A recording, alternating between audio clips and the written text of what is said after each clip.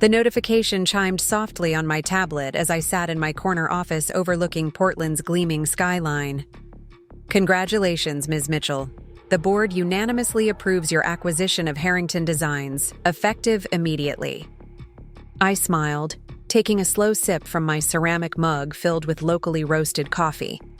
8 years of calculated planning, countless sleepless nights, and unwavering determination had culminated in this single moment. Harrington Designs, once the company I helped build from nothing, then the source of my deepest humiliation, and now my newest acquisition. The floor-to-ceiling windows of Phoenix Creative's headquarters offered a panoramic view of the city I now called home, the morning sun reflecting off the Willamette River. My office embodied everything Andrew had once mocked as impractical, sustainable. Materials, living plant walls, and furniture crafted by local artisans. Every element a quiet testament to the vision he had dismissed. Before we jump back in, tell us where you're tuning in from, and if this story touches you, make sure you're subscribed, because tomorrow I've saved something extra special for you. Everything okay, Rachel? Olivia's voice pulled me from my thoughts as she appeared in the doorway, portfolio in hand. Perfect, I replied, setting down my mug on the reclaimed wood desk. The board just confirmed. Harrington Designs is officially part of Phoenix Creative. Olivia's professional composure broke into a wide smile. 8 years in the making. How does it feel? Like vindication, I admitted, standing to gather my things. Have Marcus bring the car around. I want to drive by the site of our Collins building project before heading to Seattle. As Marcus navigated through Portland's morning traffic, I watched the city pass by, the city that had embraced me when I'd arrived with nothing but my designs and determination. The city where I'd rebuilt myself from the ground up after Andrew had shattered the life we'd shared. The memory still carried its sting, though time had dulled its edges. 8 years ago, I was Rachel Harrington, co-founder and lead architect at Harrington Designs. On paper, Andrew and I were equal partners in the Seattle-based firm we'd built together over 12 years of marriage. In reality, I was the creative force behind our most celebrated projects, while Andrew handled the business side and became the public face of our success. I need space, Rachel, he'd said that cold February evening, his weekend bag already packed by the door. We've grown apart. I'm not the same person anymore. What he meant was he'd grown beyond me. That Andrew Harrington, Seattle's celebrated architectural entrepreneur, couldn't be married to just Rachel anymore. Not when Vanessa Coleman, our firm's stunning new marketing director, had set her sights on him. There's no one else, I lied smoothly, avoiding my eyes. This is about me finding myself. He'd found himself in Vanessa's downtown loft before the divorce papers were even drafted. 2 months later, he was explaining to our mediator why I deserved only a fraction of the company we'd built together. Rachel contributed creatively, of course, he'd said with practiced sympathy. But the business relationships, the client base, the financial growth, those were all my achievements. She chose to focus on the designs rather than the business. That was her decision. His lawyer, paid with the money I'd helped him earn, nodded in solemn agreement. My phone rang, interrupting the bitter memory. Olivia's name flashed on the screen. "It's done," she said, her usually composed voice vibrating with excitement. "The paperwork just cleared. The announcement goes to Harrington employees at 9 a.m. I checked my watch, 7:30. Andrew and his executive team would be in their Monday strategy session, blissfully unaware that the company they believed they controlled had just changed hands. "I'll be there at 8:30, I told her. "Make sure the conference room is ready." "Already handled," Olivia confirmed. "And Rachel? I can't wait to see their faces." I ended the call as Marcus pulled alongside the construction site of what would soon be the Collins building, Phoenix Creatives. Most ambitious project to date. The sustainable mixed-use tower was already drawing international attention for its revolutionary energy systems and vertical gardens, precisely the kind of impractical design Andrew had always discouraged. When Andrew had pushed me out of our company, he hadn't just broken my heart, he'd broken my spirit. I'd given Harrington Designs everything: my creativity, my vision, my relentless work ethic, and in return, I was discarded like an outdated blueprint, replaceable and suddenly worthless. "The settlement is more than fair," his attorney had insisted as I stared at the insulting figures. "Mr. Harrington is being quite generous considering the circumstances." The circumstances being that I had chosen to trust my husband, pouring my designs and ideas into our shared company rather than protecting myself legally at every turn. What Andrew never understood was that when I left Seattle, I hadn't stopped working, I'd simply redirected my talents. While he celebrated his triumph with Vanessa in our former home, I moved to Portland with the modest settlement and my grandmother's inheritance. I rented a tiny studio apartment, converted half the space into a design office, and began reconnecting with every industry contact I'd cultivated over the years. Contacts who remembered which Harrington had actually designed their award-winning buildings. "Ms. Mitchell, we should head to Seattle if you want to arrive by 8:30, Marcus reminded me, pulling me from my thoughts. I nodded, taking one last look at the rising framework of the Collins building. "Let's go." As we merged onto I-5 North towards Seattle, I reviewed the acquisition documents on my tablet. At 45, I looked better than I had at 37. More confident, more powerful, with a strength that manifested in everything from my posture to my wardrobe.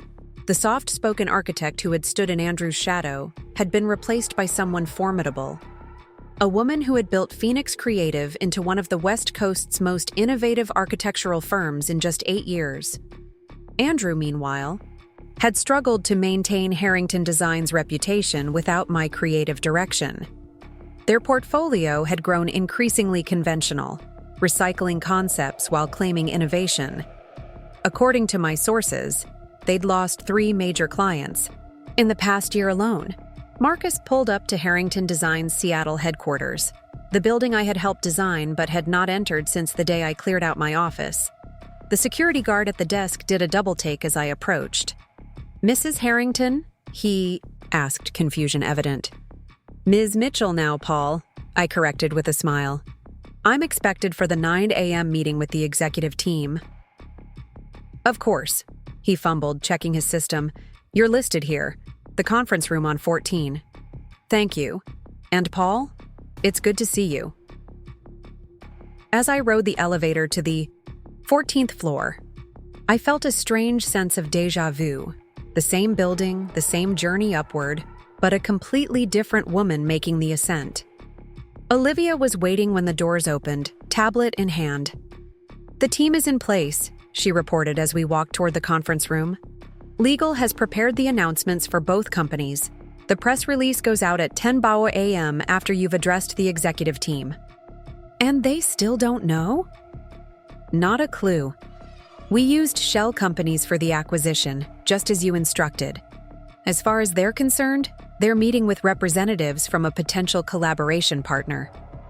I smiled. Perfect. When we reached the executive conference room, Olivia paused. "He's in there, with her." I nodded, unsurprised that Vanessa had managed to secure an executive position in the company. Andrew had always been predictable in his favoritism. "Wait for my signal before bringing in our team," I instructed, straightening my jacket and squaring my shoulders. The room fell silent as I entered. 10 faces turned toward me, some confused, some shocked, and one specifically draining of all. Color. Andrew sat at the head of the table, his expression transforming from professional neutrality to stunned recognition in seconds. "Rachel," he managed, rising halfway from his chair. "Good morning, everyone," I said calmly, setting my portfolio on the table and taking the seat opposite Andrew. "Thank you for accommodating this meeting on short notice." "What is this?" Andrew demanded, finding his voice. "We were told we're meeting with Phoenix Creative about a potential collaboration." That's partially correct, I replied, opening my portfolio. Phoenix Creative is indeed here to discuss the future of Harrington Designs, though not in the capacity you were led to believe. I removed the acquisition documents and slid them across the table. Effective as of 9 a.m. this morning, Harrington Designs is a wholly owned subsidiary of Phoenix Creative. The room erupted in shocked murmurs.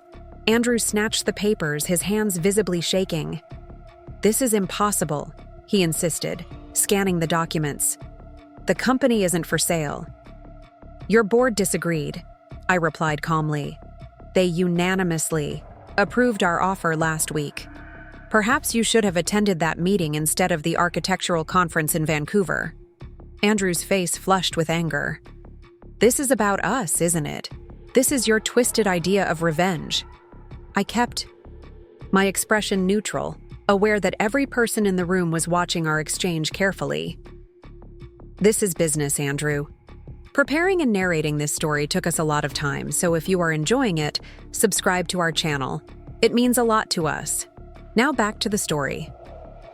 Harrington Designs has valuable client relationships and an established market presence that complements Phoenix Creative's innovative approach. It's a logical acquisition. Vanessa, seated at Andrew's right, finally found her voice. "You can't just walk in here after 8 years and take over. You have no right." "I have every right," I countered, sliding another document from my portfolio. "The acquisition has been approved by your board, your shareholders, and all relevant regulatory authorities. Phoenix Creative now owns Harrington Designs, along with all its assets, intellectual property, and ongoing projects." One of the executives, James Chen, the CFO I'd researched extensively, raised his hand. "What does this mean for the leadership team?" "An excellent question," I acknowledged. "There will be a restructuring. Some of you will be invited to continue in your current roles. Others will be offered positions within Phoenix Creative's organization. And some positions," I glanced briefly at Andrew and Vanessa, "will be eliminated entirely." Andrew stood, his chair scraping loudly against the floor. "This is absurd. You're doing this because I left you." A weighted silence fell over the room. This was exactly the narrative I had anticipated, that this was simply a scorned woman's revenge rather than a strategic business acquisition. "Please sit down, Andrew," I said quietly. "You're making this unnecessarily personal." "The hell I am," he shouted. "You couldn't stand that I built this company into what it is today without you, so you're trying to take it back." I allowed his words to hang in the air, his outburst exposing exactly the ego I'd counted on. Then I opened my tablet and turned it toward the room. "These are Harrington Designs' financial statements for the past 8 quarters, I stated calmly. "Your company has experienced declining revenues, lost major clients, and failed to secure any significant new contracts in the past year. Meanwhile, Phoenix Creative has doubled in size, won 17 major design awards, and expanded internationally." I switched to the next screen. "These are the client satisfaction surveys from your top 10 clients. Note the consistent feedback about lack of innovation and recycled concepts." Andrew's face had turned from red to white as I systematically dismantled his narrative. "I didn't acquire Harrington Designs because of our past, Andrew. I acquired it despite our past, because the company still has valuable assets worth salvaging, though they've been severely mismanaged in recent years." Olivia entered on cue, followed by our transition team. "The Phoenix Creative Integration Team," I introduced. "They'll be working with each department to ensure a smooth transition." I stood, gathering my materials. "We'll reconvene at 2 p.m. to discuss specifics. For now, Mr. Chen will assist our team in accessing the necessary systems and files. Andrew and Vanessa, your positions have been eliminated effective immediately. Security will escort you to collect your personal belongings." As if summoned by my words, 2 security officers appeared at the door. This meeting is adjourned, I concluded. Thank you for your attention during this transition. The executives filed out in stunned silence, many shooting concerned glances at Andrew, who remained frozen in place. When only Andrew, Vanessa, and I remained, along with the discreetly positioned security officers, he finally spoke. "You've been planning this for years, haven't you?" he asked, his voice low and tight. I studied him for a moment, this man who had once been the center of my world. "Actually, Andrew, I've been building a successful company for years. Acquiring yours became an option only when your mismanagement made it vulnerable." "You won't get away with this," Vanessa interjected, her perfectly manicured hand gripping Andrew's arm protectively. "I already have," I replied simply. "Your personal effects will be packed and delivered to your home. Any company property should remain here." As I turned to leave, Andrew called after me. "I made you, Rachel. You'd be nothing without me." I paused at the door, turning back with a composed smile. "That's where you're wrong, Andrew. You didn't make me. You underestimated me. And that was your most expensive mistake." In the hallway, Olivia waited, her expression carefully neutral until the conference room door closed behind me. "I take it from Mr. Harrington's raised voice that he didn't receive the news graciously," she observed. "Not particularly," I admitted. "Have our team change the access codes and begin the system's transition immediately. I want our people in every department by noon." As we walked through the office, my former workplace, employees watched with curiosity and concern, news of the acquisition already spreading through whispered conversations and urgent text messages. "Transfer the Hamilton project to our Portland team," I instructed as we entered what had been Andrew's corner office. "And have the Seattle client files sent to my office for review." Olivia nodded, making notes on her tablet. "The press release goes out in 30 minutes. We're already receiving media inquiries." I stood by the window, looking out at the Seattle skyline, the city I had once called home, where I had once believed my future lay secure in both marriage and career. "Was it worth it?" Olivia asked quietly, seeing his face when he realized what had happened. I considered the question carefully, thinking back to the day I'd left Seattle, my designs and dignity in tatters. "It wasn't about his face in that moment, Olivia. It was about everything that led to this day, the clients who followed me to Phoenix, the innovations he rejected that became our signature achievements, the team we've built that values contribution over ego." I turned from the window, surveying what would now become Phoenix Creative's Seattle headquarters. Today wasn't about revenge. It was about correction, demonstrating that talent and integrity ultimately matter more than posturing and politics. "Well, whatever your motivation," Olivia replied with a slight smile, "Phoenix Creative just acquired a significant market share at a remarkably advantageous price." "Exactly," I agreed. "And that's what makes this victory so perfect." Andrew always insisted that business was business, separate from personal considerations. I've simply proven that I understand that principle better than he ever did. As Olivia left to coordinate with our transition team, I sat at the desk that had once been Andrew's, running my hands over the polished surface. I thought about the day 8 years ago when I had walked out of our divorce mediation, Andrew's, dismissive words echoing in my ears. "You'll be fine, Rachel. You're talented. You'll find something suitable." He had meant something small, something that wouldn't threaten his narrative about our marriage and professional partnership. Instead, I had found purpose and power. And finally, after 8 years of focused work, the perfect opportunity to show Andrew Harrington exactly who Rachel Mitchell had become.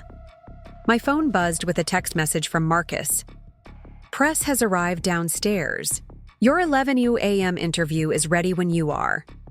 I smiled, standing to straighten my jacket before heading to meet the Architectural Journal reporters waiting to hear about Phoenix Creative's bold acquisition and expansion plans. This moment wasn't just about Andrew or our past. It was about Phoenix Creative's future and the innovative vision I could now implement on an even larger scale. As I rode the elevator down to the lobby, I felt lighter than I had in years. The journey from dismissed wife to industry leader had been challenging, but standing now on the other side, I wouldn't change a single step of the path.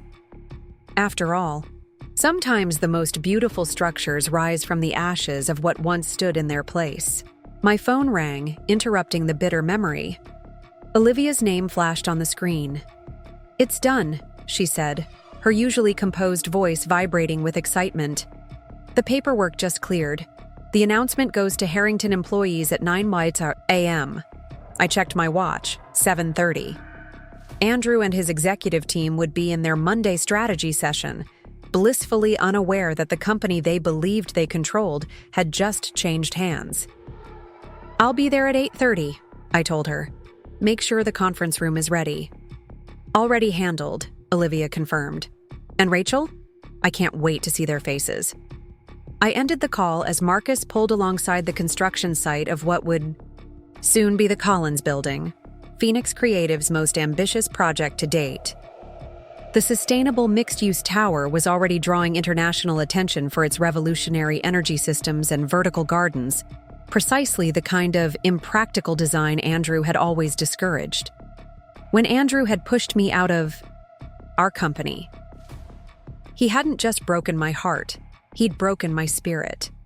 I'd given Harrington Designs everything: my creativity, my vision, my relentless work ethic. And in return, I was discarded like an outdated blueprint, replaceable and suddenly worthless. "The settlement is more than fair," his attorney had insisted as I stared at the insulting figures. "Mr. Harrington is being quite generous considering the circumstances." The circumstances being that I had chosen to trust my husband, pouring my designs and ideas into our shared company rather than protecting myself legally at every turn.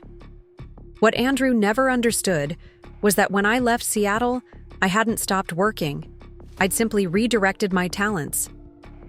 While he celebrated his triumph with Vanessa in our former home, I moved to Portland with the modest settlement and my grandmother's inheritance. I rented a tiny studio apartment, converted half the space into a design office, and began reconnecting with every industry contact I'd cultivated over the years. Contacts who remembered which Harrington had actually designed their award-winning buildings. "Ms. Mitchell, we should head to Seattle if you want to arrive by 8:30, Marcus reminded me, pulling me from my thoughts.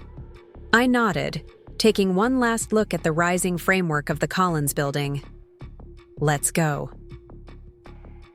As we merged onto I-5 North toward Seattle, I reviewed the acquisition documents on my tablet.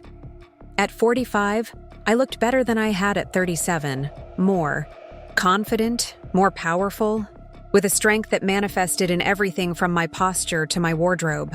The soft-spoken architect who had stood in Andrew's shadow had been replaced by someone formidable, a woman who had built Phoenix Creative into one of the West Coast's most innovative architectural firms in just 8 years.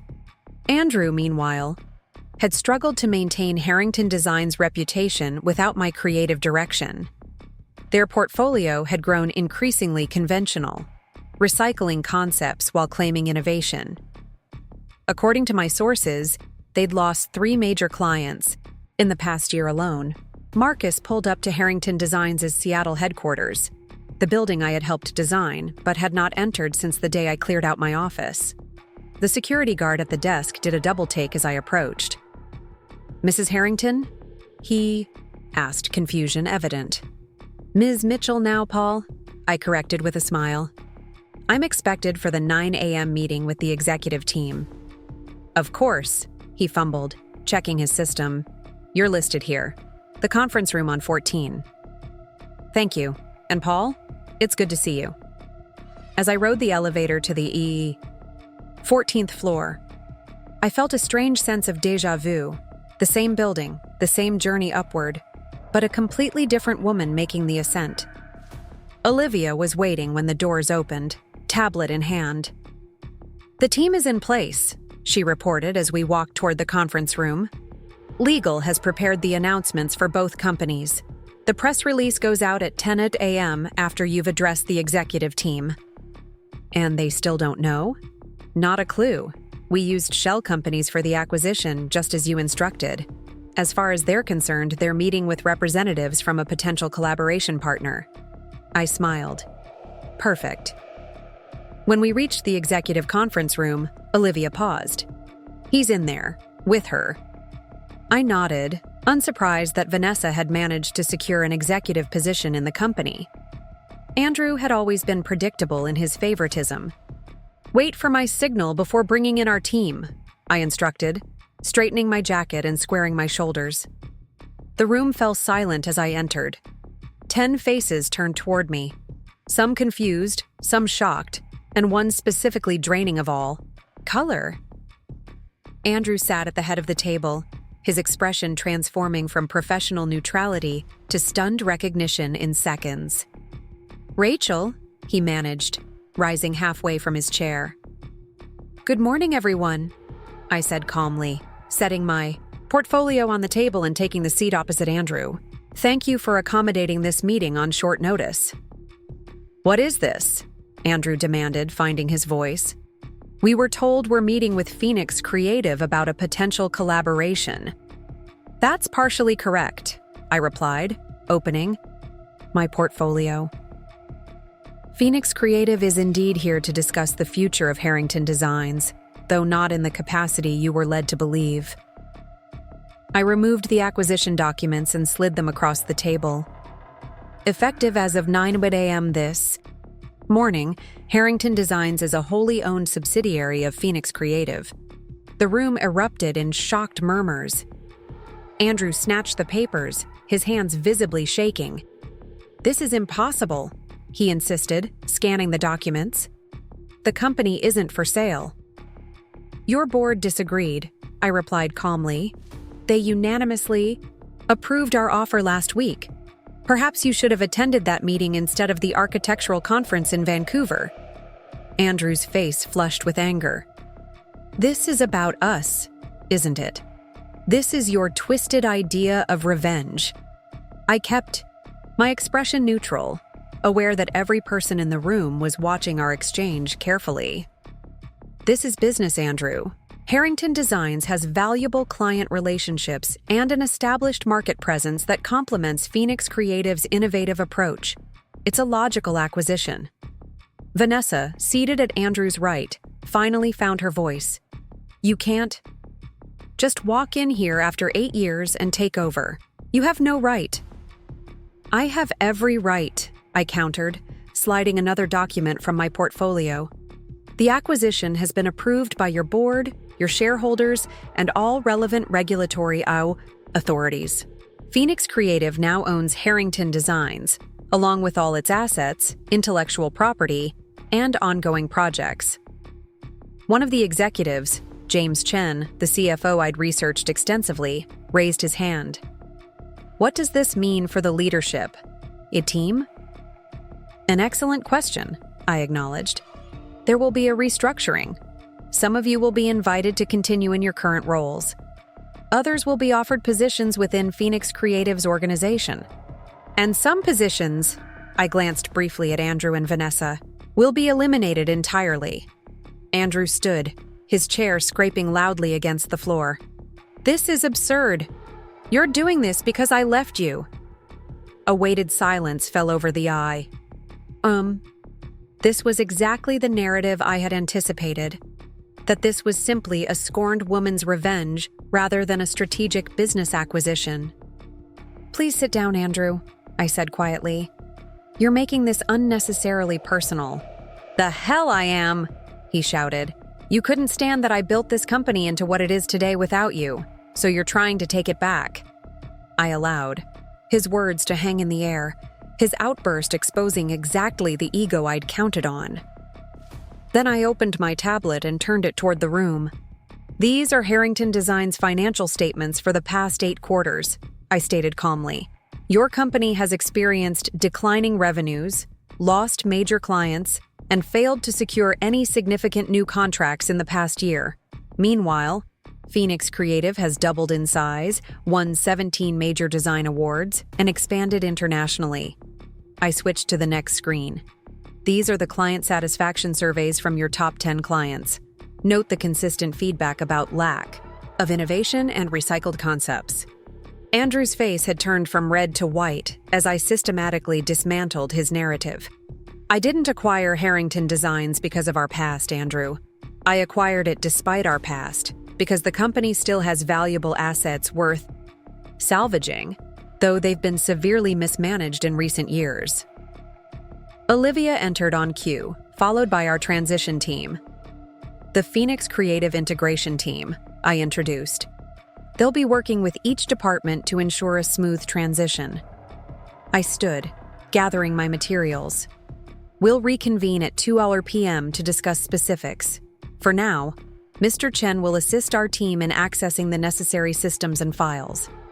Andrew and Vanessa, your positions have been eliminated effective immediately. Security will escort you to collect your personal belongings. As if summoned by my words, 2 security officers appeared at the door. This meeting is adjourned, I concluded. Thank you for your attention during this transition. The executives filed out in stunned silence, many shooting concerned glances at Andrew, who remained frozen in place.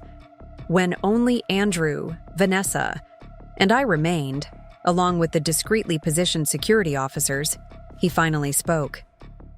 "You've been planning this for years, haven't you?" he asked, his voice low and tight.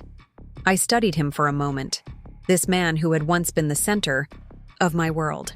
"Actually, Andrew, I've been building a successful company for years. Acquiring yours became an option only when your mismanagement made it vulnerable."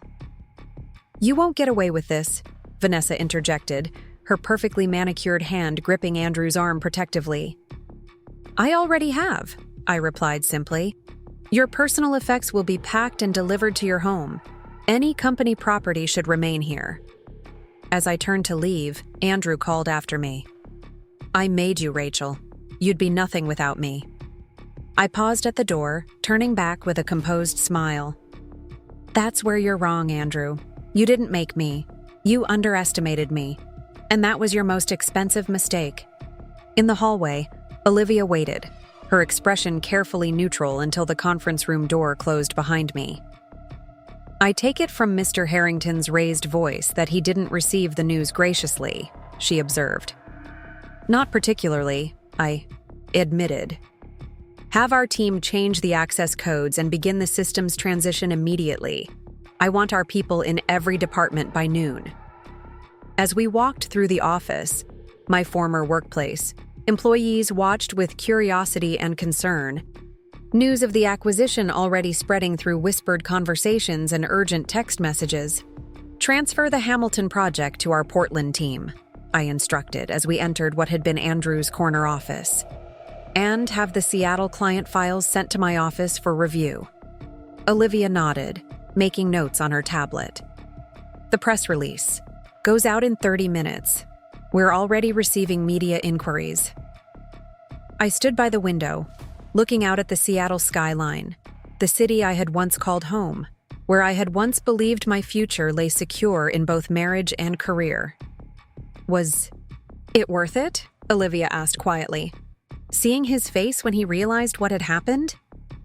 I considered the question carefully, thinking back to the day I'd left Seattle, my designs and dignity in tatters. It wasn't about his face in that moment, Olivia.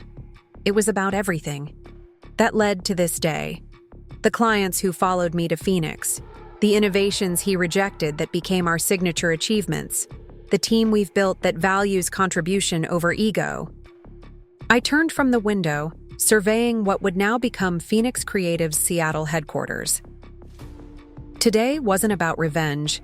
It was about correction, demonstrating that talent and integrity ultimately matter more than posturing and politics. "Well, whatever your motivation," Olivia replied with a slight smile. "Phoenix Creative just acquired a significant market share at a remarkably advantageous price." "Exactly," I agreed. "And that's what makes this victory so perfect." Andrew always insisted that business was business, separate from personal considerations. I've simply proven that I understand that principle better than he ever did. As Olivia left to coordinate with our transition team, I sat at the desk that had once been Andrew's, running my hands over the polished surface. I thought about the day 8 years ago when I had walked out of our divorce mediation, Andrew's, dismissive words echoing in my ears. "You'll be fine, Rachel. You're talented. You'll find something suitable." He had meant something small, something that wouldn't threaten his narrative about our marriage and professional partnership. Instead, I had found purpose and power. And finally, after 8 years of focused work, the perfect opportunity to show Andrew Harrington exactly who Rachel Mitchell had become. My phone buzzed with a text message from Marcus. "Press has arrived downstairs. Your 11 a.m. interview is ready when you are." I smiled, standing to straighten my jacket before heading to meet the Architectural Journal reporters waiting to hear about Phoenix Creative's bold acquisition and expansion plans. This moment wasn't just about Andrew or our past. It was about Phoenix Creative's future and the innovative vision I could now implement on an even larger scale. As I rode the elevator down to the lobby, I felt lighter than I had in years. The journey from dismissed wife to industry leader had been challenging, but standing now on the other side, I wouldn't change a single step of the path. After all, sometimes the most beautiful structures rise from the ashes of what once stood in their place. The interview with Architectural Quarterly went precisely as planned. I outlined Phoenix Creative's vision for integrating Harrington Designs, emphasizing our commitment to sustainable architecture and innovative urban solutions. When the reporter inevitably asked about my personal connection to the company, I addressed it directly. Yes, I co-founded Harrington Designs with my former husband. While our personal relationship ended, my commitment to innovative architecture never did. Phoenix Creative represents the evolution of that vision, one that embraces sustainability, community integration, and forward-thinking design principles. By the time I returned to the 14th floor, our integration team had already made significant progress. Department heads were being individually briefed, systems were being accessed, and the first wave of Phoenix employees had begun setting up workstations throughout the office. James Chen, Harrington's CFO, was waiting outside Andrew's, now my office, with a stack of folders. "Ms. Mitchell, I've compiled the financial reports you requested," he said, his professional demeanor betraying only the slightest hint of nervousness. "And I've prepared a summary of our current client commitments."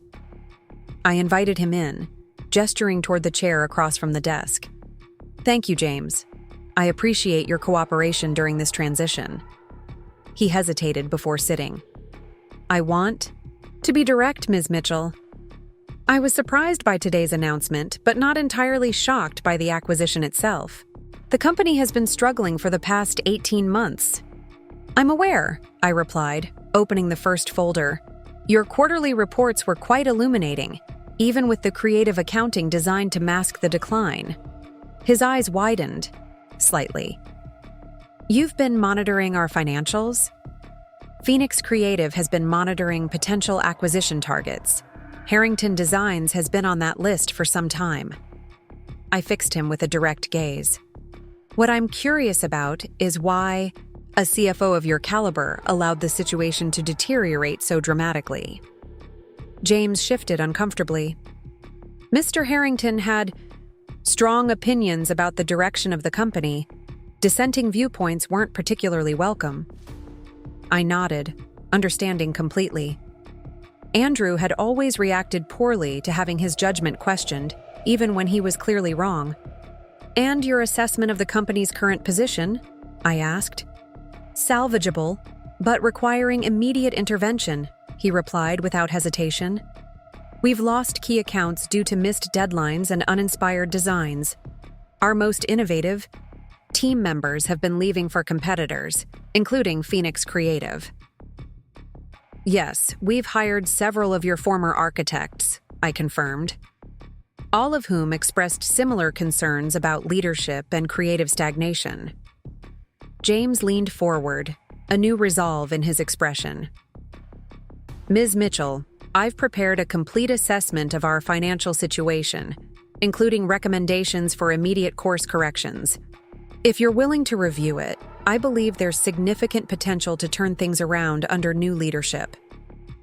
I studied him carefully, recognizing an ally rather than an opponent. I'd be very interested in seeing those recommendations. James, and please, call me Rachel. By noon, the transformation was well underway. Olivia had established our command center in the main conference room, coordinating with department heads and addressing immediate concerns. I had just finished reviewing James's financial assessment when my phone buzzed with a message from our head of security. Mr. Harrington has left the building. He made several threatening comments about legal action. Legal team is prepared if he proceeds. I wasn't concerned. Our acquisition had been meticulously planned, with every potential legal challenge anticipated and addressed. Andrew might rage against what had happened, but he had no recourse, just as I had had no recourse when he'd walked away from our marriage with everything I had helped him build. Another notification appeared, this one from our PR department forwarding a LinkedIn post Andrew had just published. After many rewarding years at the helm of Harrington Designs, I've decided it's time for new challenges. I'm excited to announce that I'll be exploring executive positions that will allow me to apply my expertise in architectural innovation and organizational leadership. I laughed softly to myself. Ever the image manager, Andrew was already trying to control the narrative, presenting his abrupt termination as a voluntary career move. It was exactly what I would have expected from him. Unable to acknowledge defeat, unwilling to face the consequences of his actions. The 2 p.m. meeting with the remaining Harrington executives was more productive than I had anticipated. With Andrew and Vanessa removed, a palpable sense of relief permeated the room.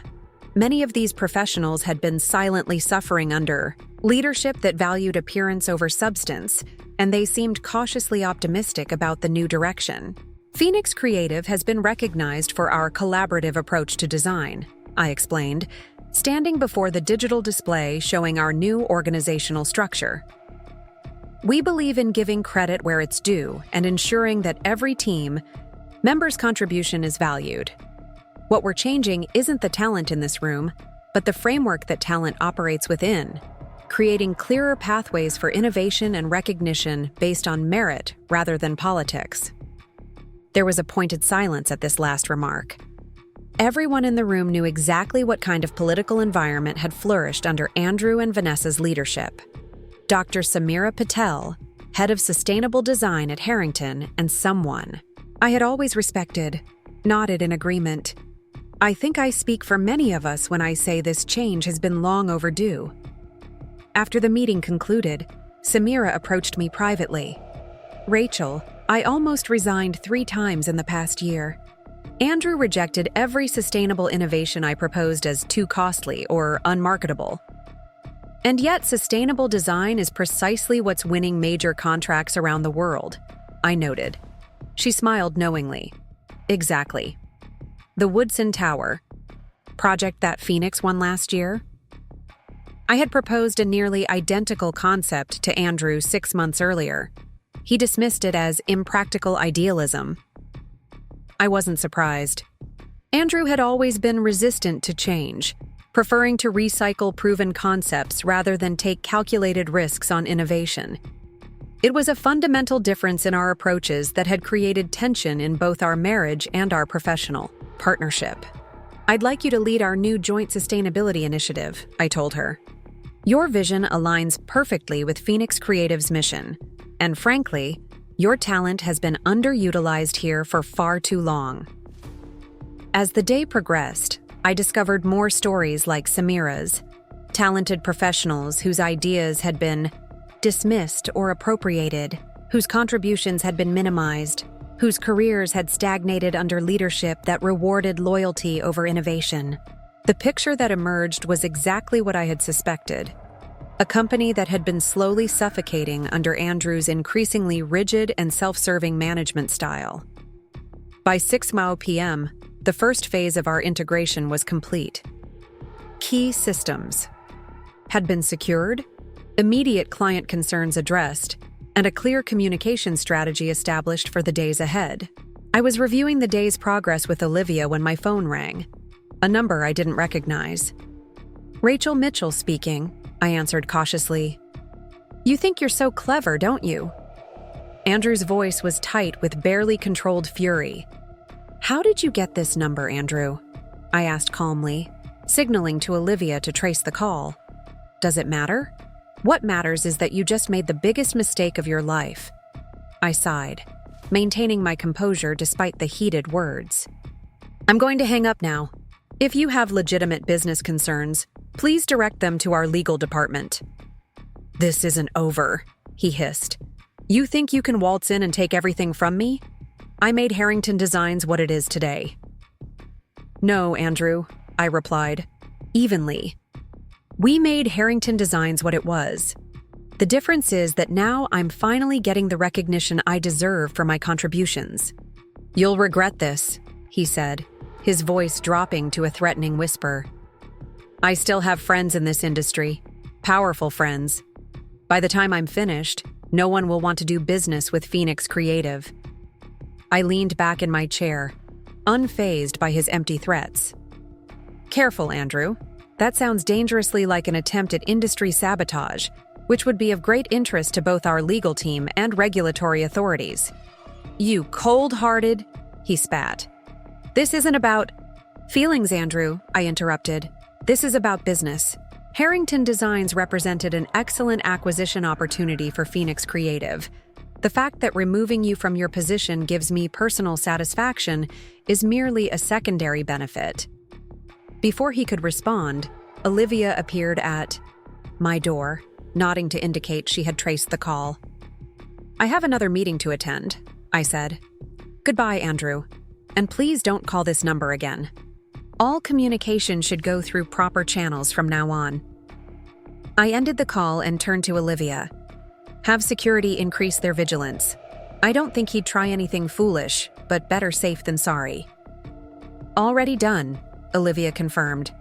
"Also, Vanessa just sent a company-wide email announcing her resignation to pursue new opportunities. Apparently, she doesn't want it known that she was terminated." I shrugged. Her choice. Process her departure according to standard procedures. No special treatment, but no penalties either. As Olivia left, I turned back to the window, gazing out at the Seattle skyline now bathed in the golden light of sunset. The acquisition of Harrington Designs was making headlines across industry publications, with Phoenix Creative's stock up 4% already, as analysts praised the strategic fit between the two companies. In the reflection of the glass, I could see the office that was now mine, the office where decisions about my career had been made, where my contributions had been minimized, where my potential had been dismissed. Now I sat here, not as Rachel Harrington, the supportive wife who had sacrificed her vision for her husband's ego, but as Rachel Mitchell, CEO of Phoenix Creative and new owner of Harrington Designs. The symmetry was perfect, the circle complete. My phone buzzed with a message from my mother. "Saw the news. So proud of you, Rach. Dad would have said you've exceeded expectations." I smiled, thinking of my father, a brilliant structural engineer who had taught me to see the potential in every space, to understand that the most beautiful buildings begin with an uncompromising foundation. He had been the one who encouraged me to pursue architecture when others suggested more suitable careers for a woman. "Don't just meet the standard, Rachel," he would say. "Redesign it." By 8 p.m., most of the staff had left, but the building remained active with Phoenix Creative's transition team working through the night to ensure a seamless integration. I gathered my things, ready to head back to my hotel, when Samira knocked on my open door. "Rachel, do you have a moment? There's something important you should see." She entered carrying a leather portfolio I immediately recognized. It was mine, the one I'd left behind 8 years ago when security had escorted me from the building, giving me barely 30 minutes to clear out my office. "Where did you find this?" I asked, taking it from her with a sense of disbelief. In the archive room, she explained. After you left, Andrew ordered everything relating to your designs boxed up and stored away. I remembered seeing it there years ago when I was researching past projects. I opened the portfolio to find my original sketches and notes, concepts for buildings that had later become Harrington Designs' most celebrated achievements, ideas that Andrew had presented as his own vision after my departure. Thank you, Samira, I said, genuinely moved by this unexpected recovery of my past work. This means more than you know. After she left, I sat alone in the quiet office, paging through the portfolio. Each sketch brought back memories. Late nights working side by side with Andrew, passionate discussions about form and function, the gradual realization that my ideas were being presented as our concepts in the early years, and eventually as his vision as our marriage deteriorated. One particular design caught my attention: preliminary sketches for what eventually became the Thompson Foundation headquarters, the project that had won Harrington Designs its most prestigious award. Andrew had accepted that award alone, never mentioning that the innovative cantilevered design had been entirely my concept, one we had argued about repeatedly because he thought it too audacious. I closed the portfolio, feeling not anger but a profound sense of reclamation. These had been my ideas all along, visions that had been devalued and appropriated, but had ultimately found their way back to me, manifested now in the groundbreaking work of Phoenix Creative and the transformed Harrington Designs. My phone chimed with an email notification. Opening it, I found a message from Professor Elena Vasquez, my mentor from architecture school, who had once told me I had the vision to transform how we approach urban spaces. Rachel, the email began, I've been following the news of Phoenix Creative's acquisition with great interest. The sustainable integration of living systems into urban architecture that has become your trademark is precisely what we discussed in your thesis all those years ago. You've taken theoretical concepts and made them operational in ways that are reshaping industry standards. Would you consider giving a guest lecture to my graduate seminar next month? My students would benefit enormously from hearing how these principles can be successfully implemented in commercial design. I smiled, remembering those long discussions in Professor Vasquez's office about the future of urban architecture and the critical importance of sustainability. She had believed in my vision when it was nothing more than academic theory. Now I had the opportunity to show her students how theory could become reality with the right leadership and organizational culture. I typed a quick reply accepting the invitation, then set my phone aside and walked to the window. The Seattle night spread before me, a tapestry of lights representing countless lives and stories interconnected in ways both visible and invisible. 8 years ago, when Andrew had walked out, I had stood at a different window in a different building, wondering how I would rebuild my life from the ruins of broken promises and betrayed trust. I could never have imagined then the path that lay ahead, the challenges I would face, the company I would build, the lives I would impact through my designs and leadership. Andrew had left me behind, thinking he was moving toward greater success without the encumbrance of a wife whose vision didn't align with his carefully calculated career advancement. He couldn't have known that in discarding me, he had actually freed me to become someone far more innovative and influential than the supportive spouse I had limited myself to being. In the reflection of the window glass, I saw not the devastated woman from 8 years ago, but the leader I had become. Confident, purposeful, and unwavering in my vision for architecture that served both people and planet. The journey from there to here hadn't been about revenge, though I had initially framed it that way in my mind. It had been about reclamation, of my ideas, my potential, my right to define success on my own terms. Tomorrow would bring new challenges, integrating 2 company cultures, reassuring nervous clients, implementing the sustainable initiatives that would become our joint signature. But for tonight, I allowed myself to simply appreciate the significance of what had been accomplished. Phoenix Creative and Harrington Designs were no longer defined by Andrew's legacy of appropriated ideas and stifled innovation. They were defined by a new standard of architectural excellence, one that recognized and rewarded the contributions of all team members, regardless of gender or status. As I gathered my recovered portfolio and prepared to leave, I felt a sense of completion that went beyond business success. I had fulfilled the potential that had always existed within me, potential that Andrew had sought to diminish but had ultimately failed to extinguish. In rebuilding myself after our marriage, I had discovered strengths, vision, and purpose far beyond anything I had imagined possible. The phoenix doesn't rise to reclaim what was lost in the fire. It rises transformed, more powerful than before, ready to soar toward a future unencumbered by the limitations of its past. And as I stepped into the elevator, I knew with absolute certainty that my flight had only just begun. The following morning dawned clear and bright, a rarity for Seattle in November. I arrived at the Harrington Designs building early, eager to begin the first full day of integration. The security guards nodded respectfully as I passed, already accustomed to my new position of authority. "Good morning, Ms. Mitchell," greeted the receptionist, a young woman whose name badge read Jessica. "Your team has been arriving since 5:30 a.m. They're set up in the main conference room." "Thank you, Jessica," I replied, heading toward the elevator. "And please, call me Rachel." The 14th floor hummed with purposeful activity, so different from the strained atmosphere that had permeated the space yesterday. Olivia stood at the center of operations, coordinating teams and addressing questions with efficient grace. "The transition document is ready for your review," she said, falling into step beside me as I walked toward my office.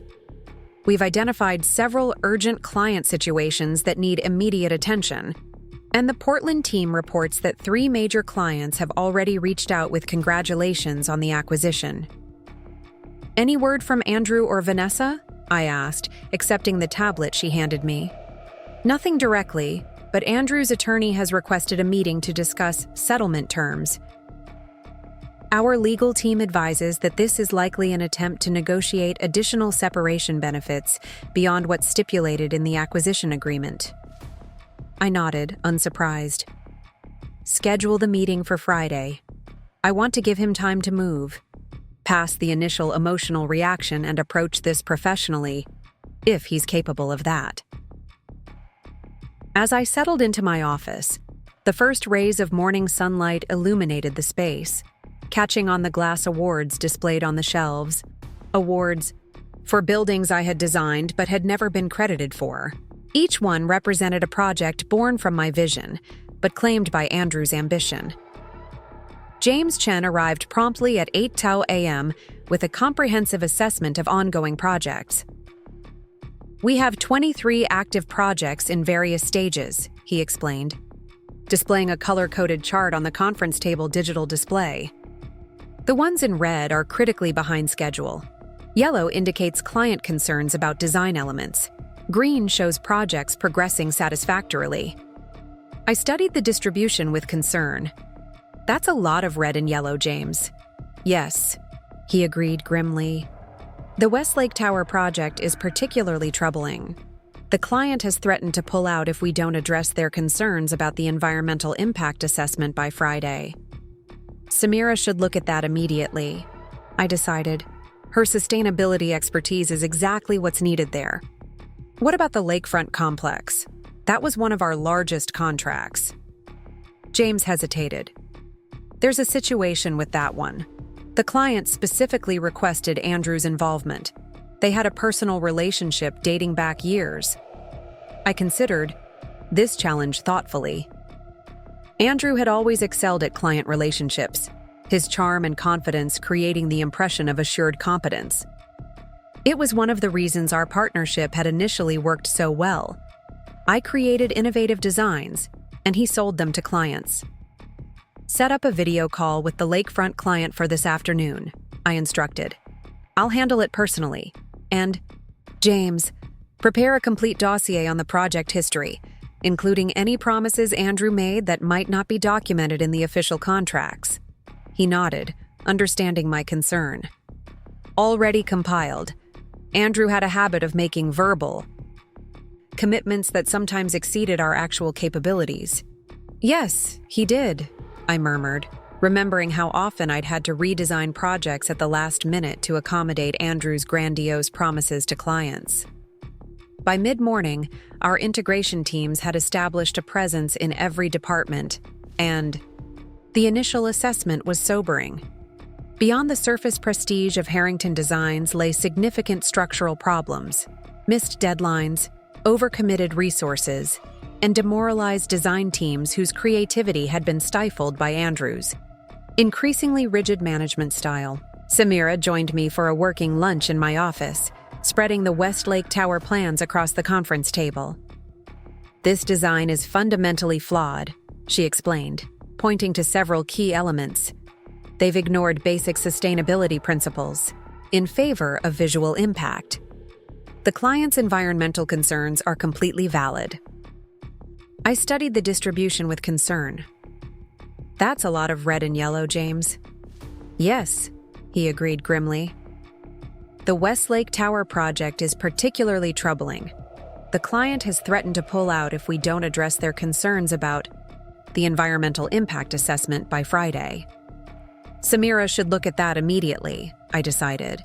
Her sustainability expertise is exactly what's needed there. "What about the lakefront complex? That was one of our largest contracts." James hesitated. "There's a situation with that one. The client specifically requested Andrew's involvement. They had a personal relationship dating back years."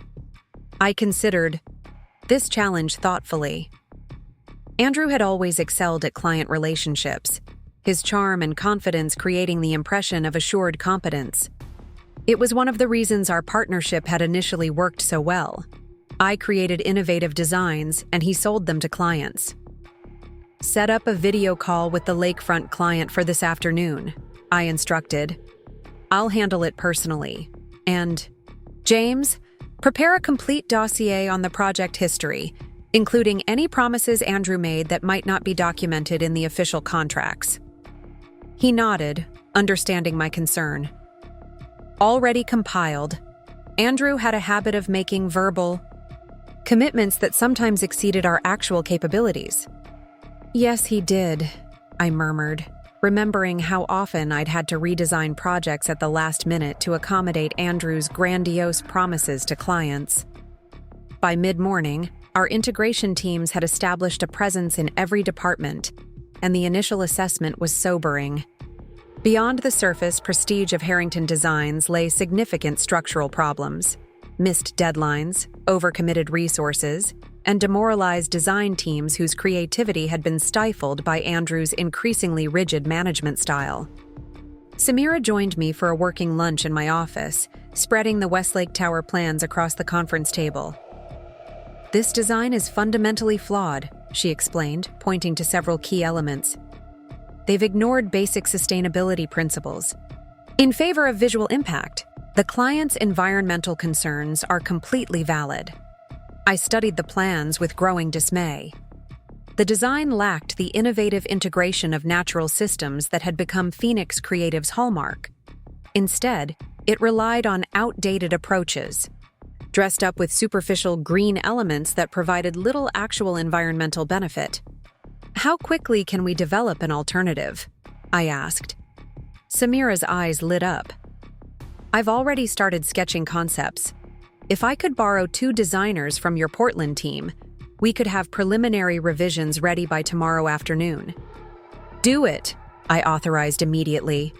"This is exactly the kind of project where we can demonstrate the value of our integration. Show them what's possible when sustainability isn't an afterthought, but the core organizing principle." As Samira left with renewed purpose, my phone rang with a call from Marcus. "Ms. Mitchell, Mr. Harrington is downstairs demanding to see you. Security has contained the situation, but he's becoming increasingly agitated." I sighed, checking my watch. "Have security bring him to the small conference room on 12. Make sure the recording system is active." Olivia appeared in my doorway as I ended the call. Is that wise? He's clearly not in a rational state. Probably not, I admitted. But it's necessary. This confrontation was inevitable. Better to have it on my terms in a controlled environment.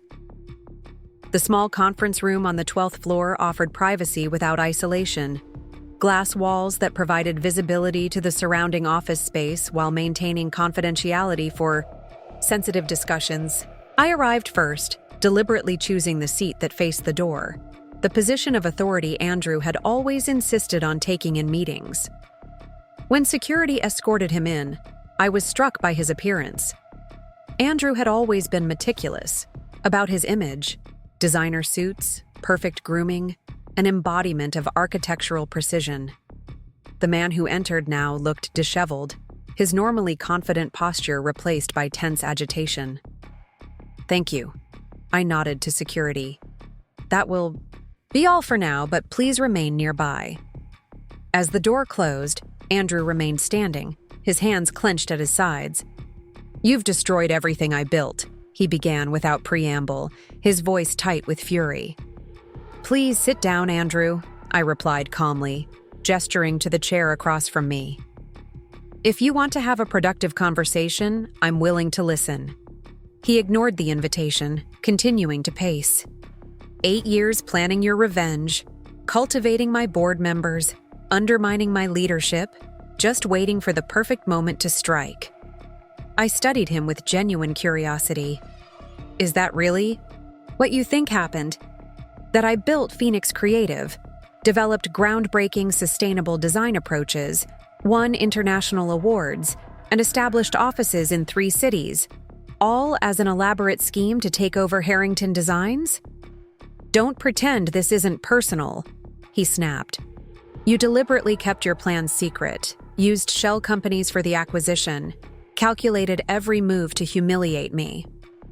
The acquisition was handled according to standard business practices, I replied evenly. Shell companies are commonly used in sensitive negotiations to prevent market speculation. As for secrecy, did you announce your intention to push me out of the company we built together? Did you give me advance notice before replacing me with Vanessa? His expression flickered with something like uncertainty before hardening again. That was different. The company needed a new direction. And now it has one, I said simply. Phoenix Creative's approach to sustainable architecture represents the future of urban design.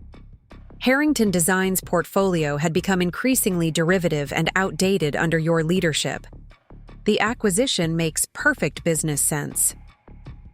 You engineered Harrington's difficulties, he accused, poaching our top designers, undercutting us on major proposals. Your designers left because their innovation was stifled, I interrupted. They came to Phoenix Creative because we offered creative freedom and recognition. As for competition, that's simply the market at work. Our designs won because they were better, more sustainable, and more aligned with what clients increasingly demand. He finally sank into the chair opposite me, running a hand through his disheveled hair. What do you want from me, Rachel? Money? A public apology? Name your price. I don't want anything from you, Andrew, I replied honestly. This isn't about you anymore. It's about creating something better than what existed before. A company where innovation is valued, where sustainability isn't an afterthought, where credit is given where due. He laughed bitterly. Always the idealist. That's why you never understood what it takes to succeed in this industry. And yet, I said, rising from my chair, I'm the one sitting in the CEO's office while you're unemployed. Perhaps your understanding of success needs revision. His face darkened. This isn't over. Actually, Andrew, it is. The acquisition is legally binding and has been approved by all relevant authorities. Your position has been eliminated, and the transition is well underway. I moved toward the door, then paused. Oh, and your non-compete clause is being enforced, given evidence of your communications with competitors while still employed at Harrington. You might want to consult your attorney about your options, which are, I'm afraid, rather limited." As I left the conference room, I heard him call after me, his voice a mixture of anger and something that sounded almost like pleading. "You can't just erase me from Harrington's legacy, Rachel. I built this company." I didn't turn back. There was no need. The truth was already emerging throughout the organization, as designers and project managers shared stories of having their ideas appropriated or dismissed by Andrew over the years. His place in Harrington's history wasn't being erased, but accurately contextualized, as someone whose leadership had ultimately stifled the very innovation the company had been founded to pursue. By mid-afternoon, the story of the acquisition had evolved beyond Andrew and me to focus on the broader implications for sustainable architecture in the Pacific Northwest. Several industry publications had already requested interviews about our vision for the integrated company, particularly our plans to retrofit existing Harrington projects with Phoenix Creative's sustainability systems. Olivia found me reviewing these media inquiries in my office. "The narrative has completely shifted," she observed. "This is no longer about a personal conflict between you and Andrew.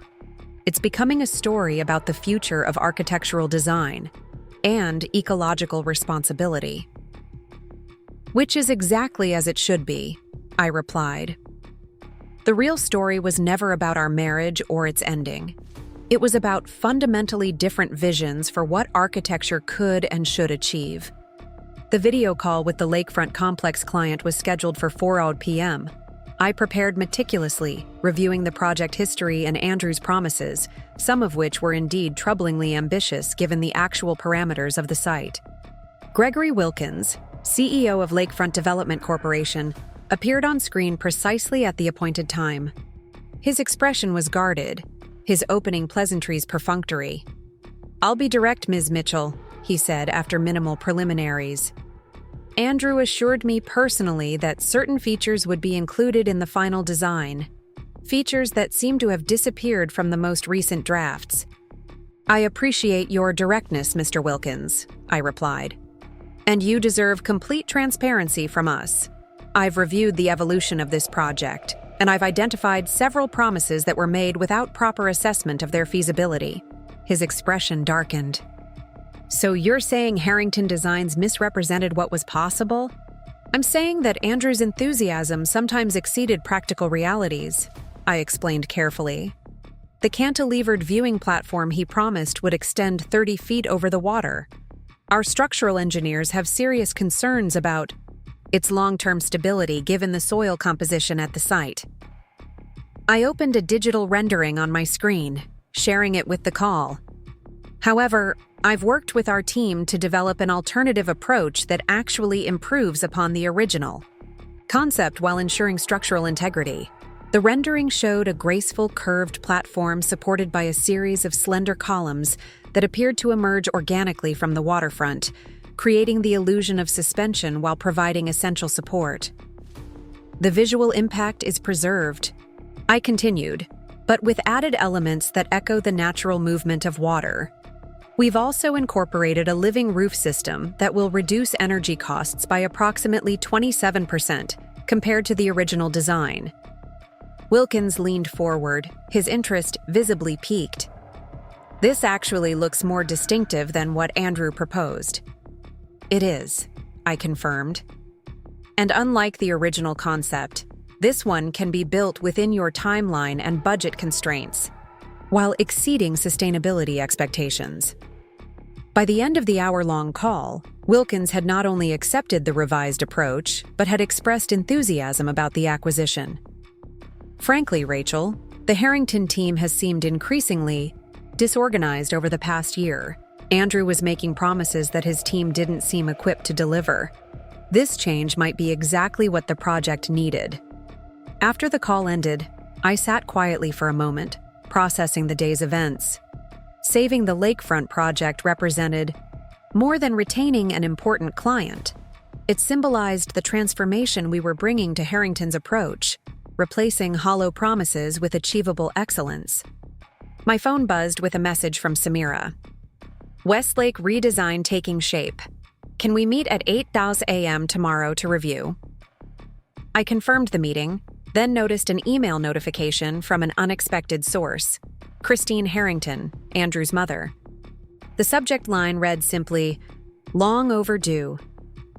I hesitated before opening it, remembering how Christine had sided firmly with Andrew during our divorce, accepting without question his narrative about my limitations and his visionary leadership.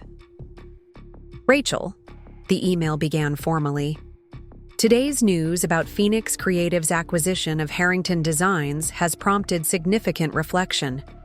While I initially attributed Andrew's explanation of your separation to professional differences, I've come to recognize there may have been more to the story." I read on with growing surprise as Christine acknowledged that she had witnessed Andrew take credit for my designs on multiple occasions during our marriage, dismissing innovative concepts at family dinners only to present them as his own ideas weeks later. "I failed to speak up then," she wrote. "I allowed family loyalty to override what I knew to be right. That was wrong of me, and I apologize. Your success with Phoenix Creative speaks for itself, as does the evident decline of Harrington Designs under Andrew's sole leadership." The email concluded with an unexpected request. "I've kept photographs and some original sketches you left behind years ago.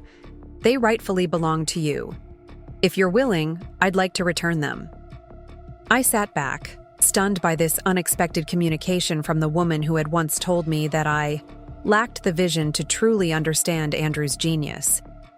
Her recognition, however belated, of the dynamic that had characterized both my marriage and professional partnership with Andrew represented a form of validation I had never anticipated. I composed a gracious reply, accepting both her apology and her offer to return my early work. Some circles needed closing, even those I hadn't realized remained open. By evening, most of the staff had departed, but the building remained active.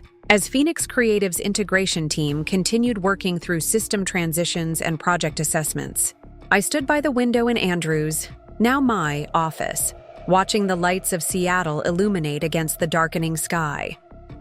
Tomorrow would bring new challenges: the Westlake redesign, client reassurances, recruitment of fresh talent uncontaminated by Andrew's stifling leadership style. But for now, I allowed myself a moment to appreciate the symmetry of the situation, standing in the office where decisions about my career had once been made without my input, now directing the future of both companies according to my vision. My phone chimed with a message from my brother Michael. "Saw the news. Dad would have loved this plot twist. Having dinner with Mom tonight? She's practically floating with pride. When are you coming home to Portland?" "Friday," I texted back. "Planning a company-wide announcement about our sustainable initiatives. Too much to handle here before then." His response came immediately. "Don't work too hard. Revenge is sweet, but success is sweeter." I smiled, recognizing the truth in his words.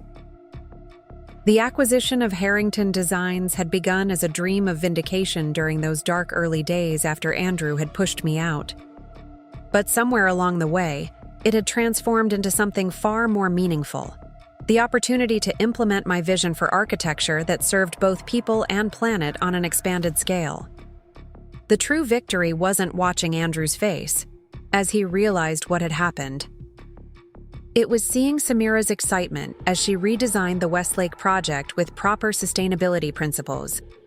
It was witnessing James Chen's relief at finally having leadership that valued financial transparency. It was reading the messages from former Harrington designers eager to return now that the creative environment had changed. I gathered my things, preparing to head back to my hotel. As I crossed the office, my eye caught on one of the awards displayed on the shelf, the Urban Innovation Prize that Harrington Designs had won for the Thompson Foundation headquarters. I picked it up, remembering the night of the ceremony, how Andrew had accepted it with a speech about his vision for buildings that connected people with their environment. The award belonged in the Phoenix Creative Lobby in Portland, I decided.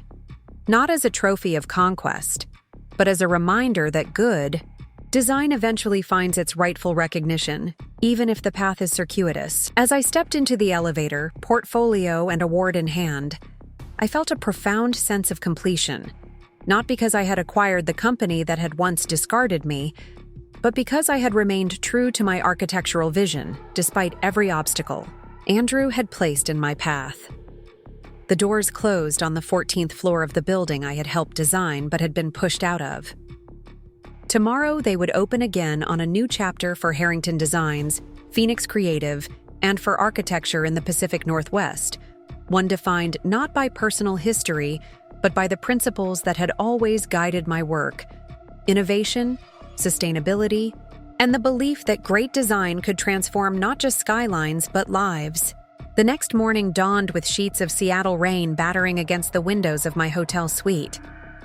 I was already up, sketching revisions to the Westlake Tower design based on notes Samira had sent over late last night.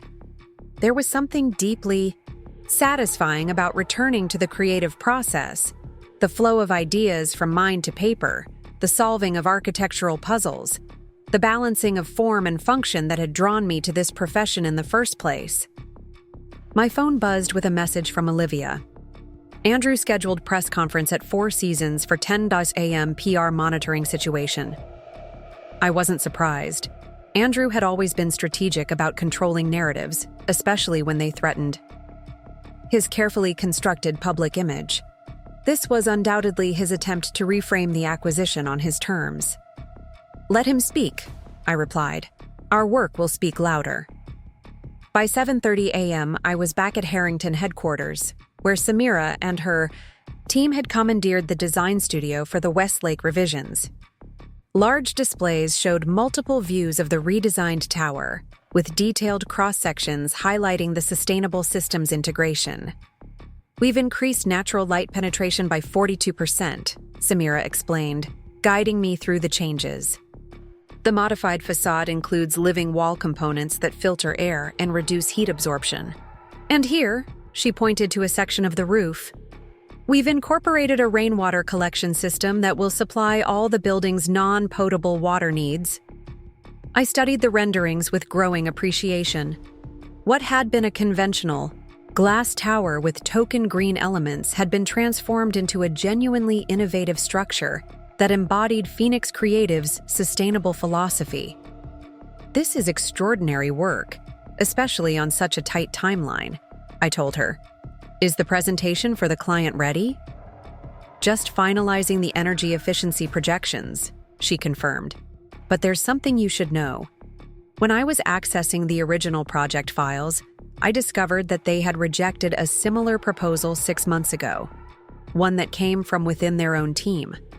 She pulled up an earlier design concept that indeed contained many of the elements we were now implementing. This was developed by their junior designer, David Lin. Andrew dismissed it as too experimental and reassigned David to a minor retail project. I felt a familiar surge of frustration. How many talented designers had Andrew sidelined because their ideas challenged his conventional approach? How much innovation had been stifled by his need to maintain control?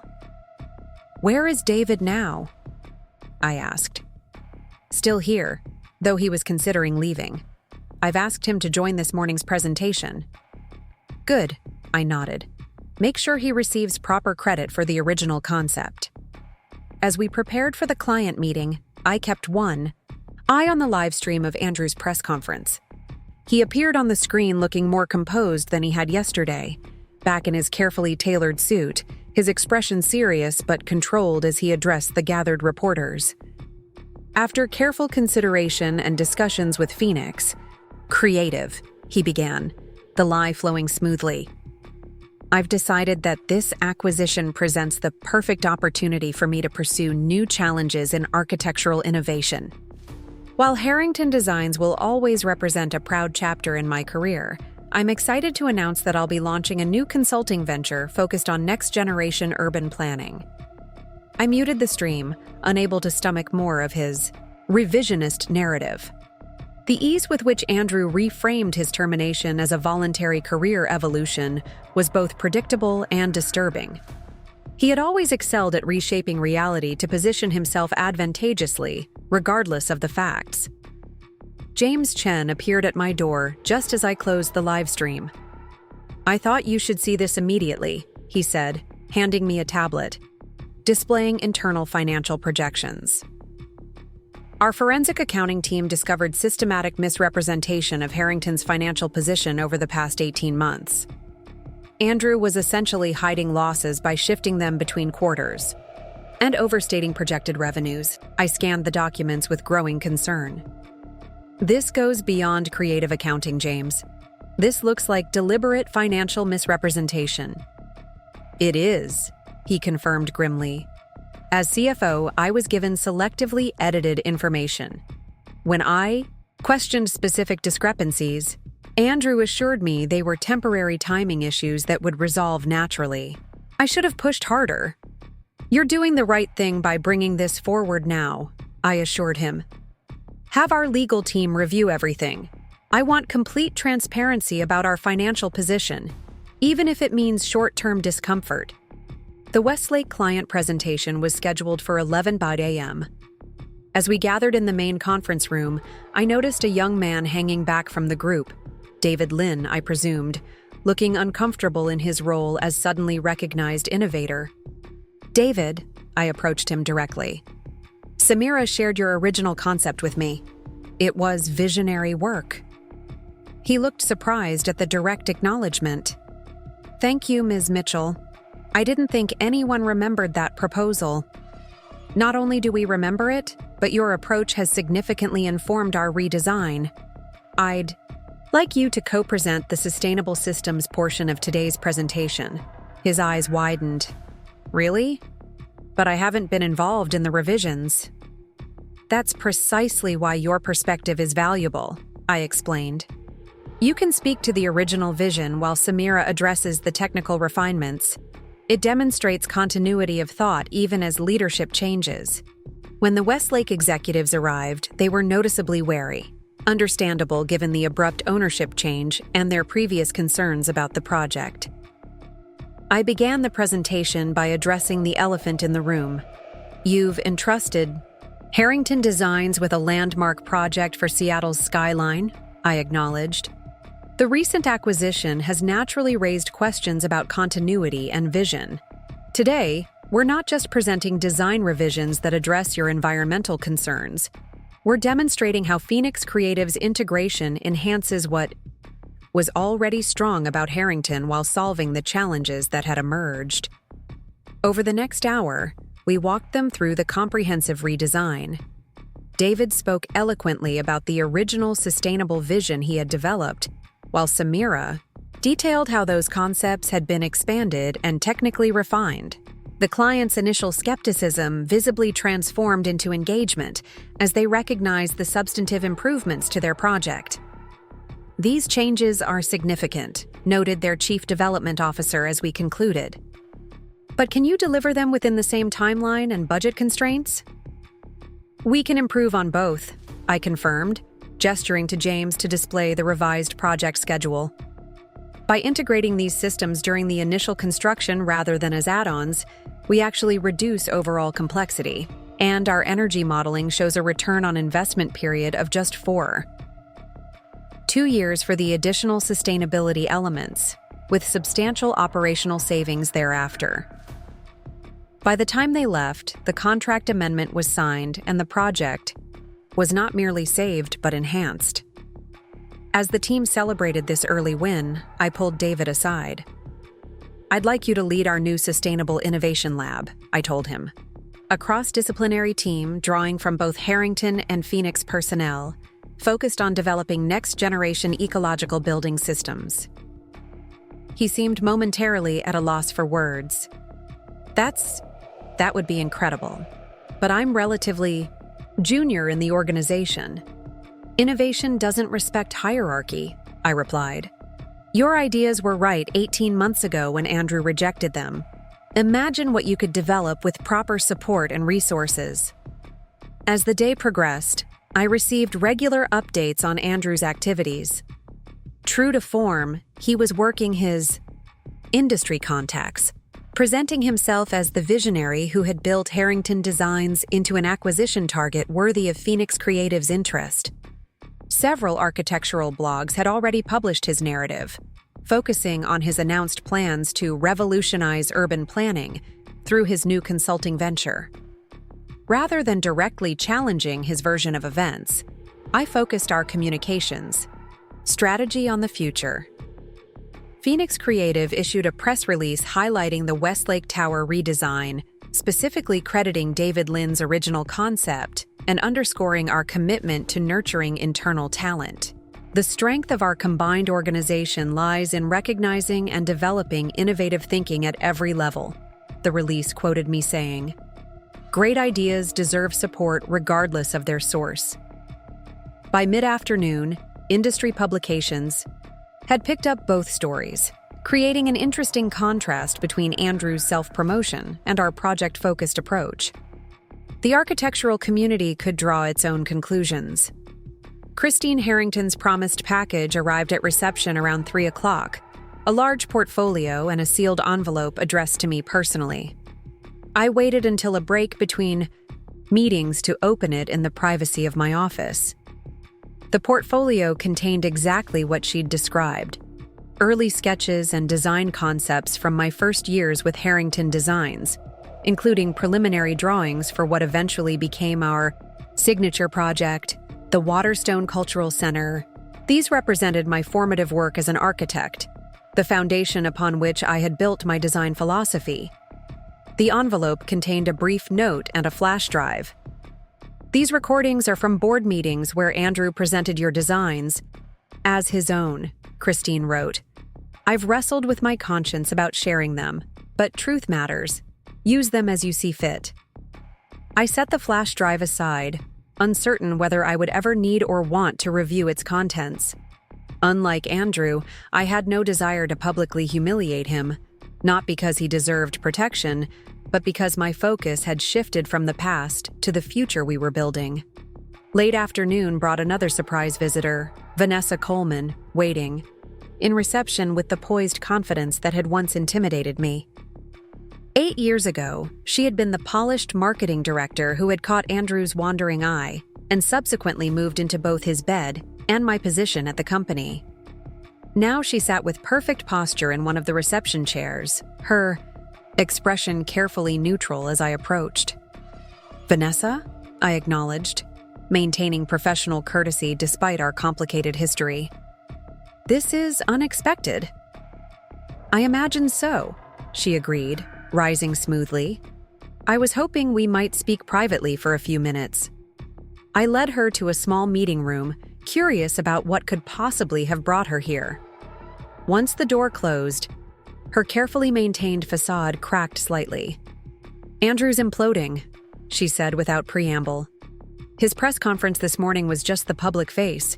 Privately, he's contacting everyone in the industry, telling increasingly elaborate stories about conspiracy and sabotage. That's unfortunate, I replied carefully, but I don't see how it concerns me or Phoenix Creative at this point. It concerns you because he's claiming you deliberately sabotaged Harrington projects after you left, she said bluntly. He's telling potential investors in his new venture that you poached clients and interfered with contracts. I felt a flash of genuine anger. That's categorically false and potentially defamatory. I know, Vanessa said simply. That's why I'm here. She reached into her designer bag and removed a USB drive remarkably similar to the one Christine had sent. This contains recordings of recent conversations where Andrew discusses how he systematically pushed you out of the company and took credit for your designs. He also admits to financial irregularities that James Chen was unaware of. I stared at her, genuinely puzzled. Why would you give me this? Vanessa smiled thinly. Self-preservation, primarily. I've spent 6 years building my own reputation in this industry. I'm not going down with Andrew's sinking ship of delusions. She paused, then added more quietly. And perhaps there's an element of long overdue accountability. What happened 8 years ago, my role in it, wasn't my finest moment. I studied her carefully, searching for hidden motives, but finding only pragmatic calculation and perhaps a hint of genuine regret. "I appreciate the information," I said finally, "though I hope not to need it." She stood to leave, smoothing her impeccable suit. "One more thing you should know. The Marsden Foundation project that Andrew's been touting as the centerpiece of his new consulting practice. It doesn't exist. He's been claiming he has a commitment that he hasn't secured." After she left, I sat with this new information, turning both USB drives over in my hands. They represented potential weapons against Andrew, concrete evidence of his professional misconduct and personal betrayal. Yet wielding them would mean descending into exactly the kind of bitter, personalized conflict I had worked so hard to rise above. I locked both drives in my desk drawer. They would remain there unless Andrew's false allegations reached a point where they threatened Phoenix Creative's reputation or operations. For now, our successful projects and transformed company culture would stand as the most powerful rebuttal to his narrative. The 5 p.m. integration update meeting brought encouraging news. Department mergers were proceeding smoothly, client reactions to the acquisition had been predominantly positive, and the first joint Phoenix Harrington project team had already formed to pursue a major healthcare complex opportunity. We've also received 16 job applications from former Harrington employees who left under Andrew's leadership, Olivia reported. Many cited the acquisition as their motivation to return, specifically mentioning the creative environment at Phoenix. As the meeting concluded, my phone buzzed with a notification that made me smile. The Architectural Sustainability Council had just announced Phoenix Creative as a finalist for their annual Innovation Award, specifically citing our retrofit of the Portland Civic Building with living wall systems that simultaneously improved air quality and reduced energy consumption by 31%.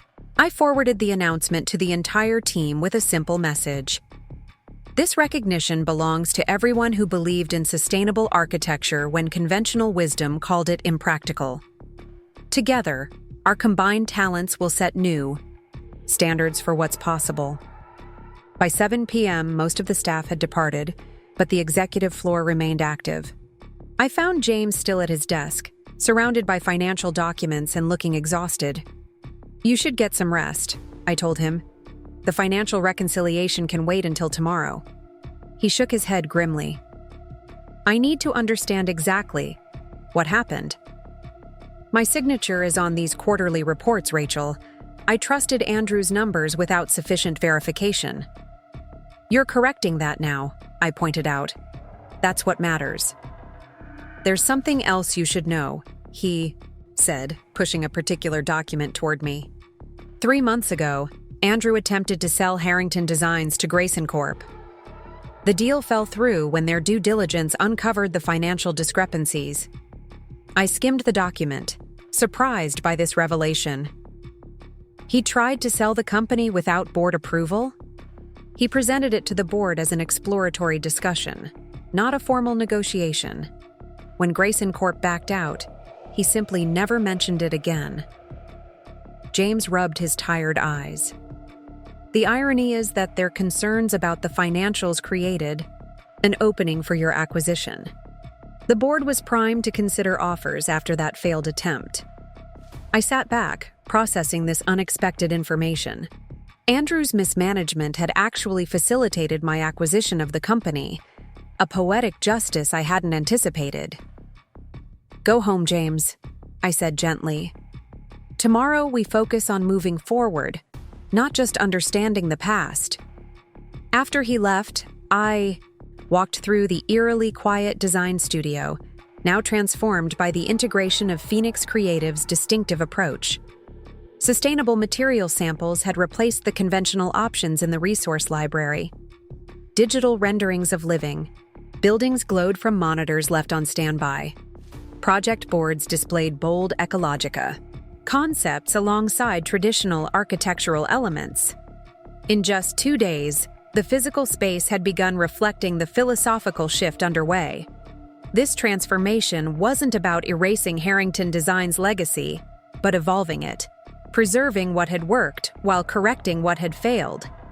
In the center of the studio stood the architectural model of what would become the Collins Building in Portland, Phoenix Creative's most ambitious sustainable structure and a physical manifestation of the design principles Andrew had consistently dismissed as impractical. Its innovative vertical gardens and transparent solar collection surfaces represented everything I had fought for during my years at Harrington, only to have my vision repeatedly constrained by Andrew's conventional thinking. I traced my finger along the model's living wall system, remembering the heated argument when I had first proposed similar concepts for a Harrington project. "Clients want buildings, Rachel, not experimental greenhouses," Andrew had declared, dismissively. "This eco-fetishism might impress your graduate school professors, but it doesn't work in the real market." Now, those same impractical concepts were winning international awards and attracting clients specifically seeking the ecological integration that had become Phoenix Creative's signature.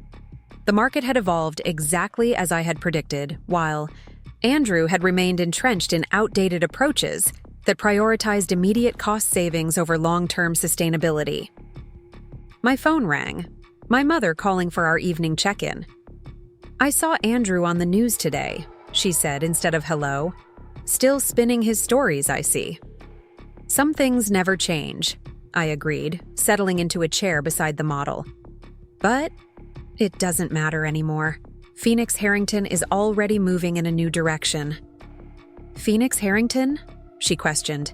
"Is that the official name now?"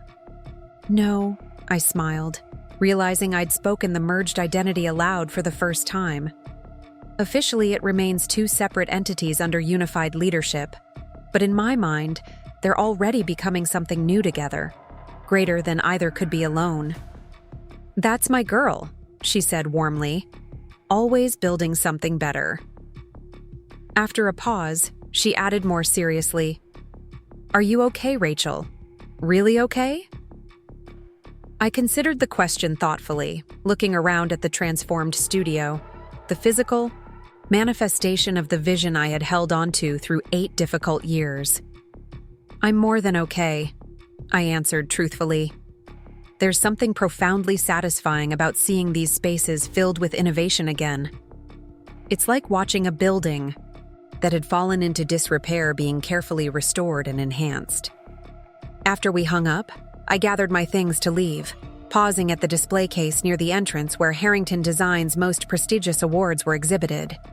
Among them stood the Urban Excellence Award for the Thompson Foundation headquarters, the project where Andrew had most blatantly claimed my design as his own.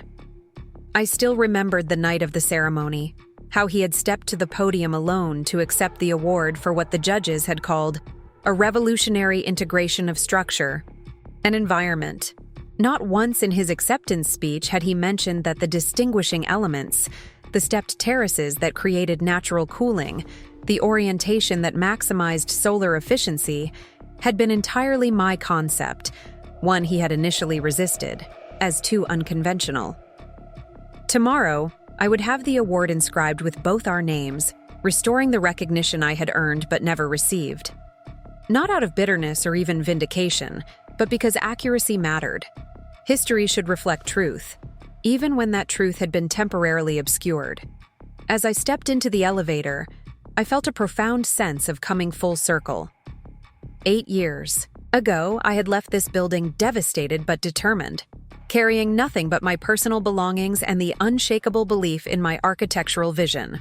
Now I returned not as Rachel Harrington, dismissed wife and marginalized creative partner, but as Rachel Mitchell, CEO of Phoenix Creative and the architect of Harrington Designs' future.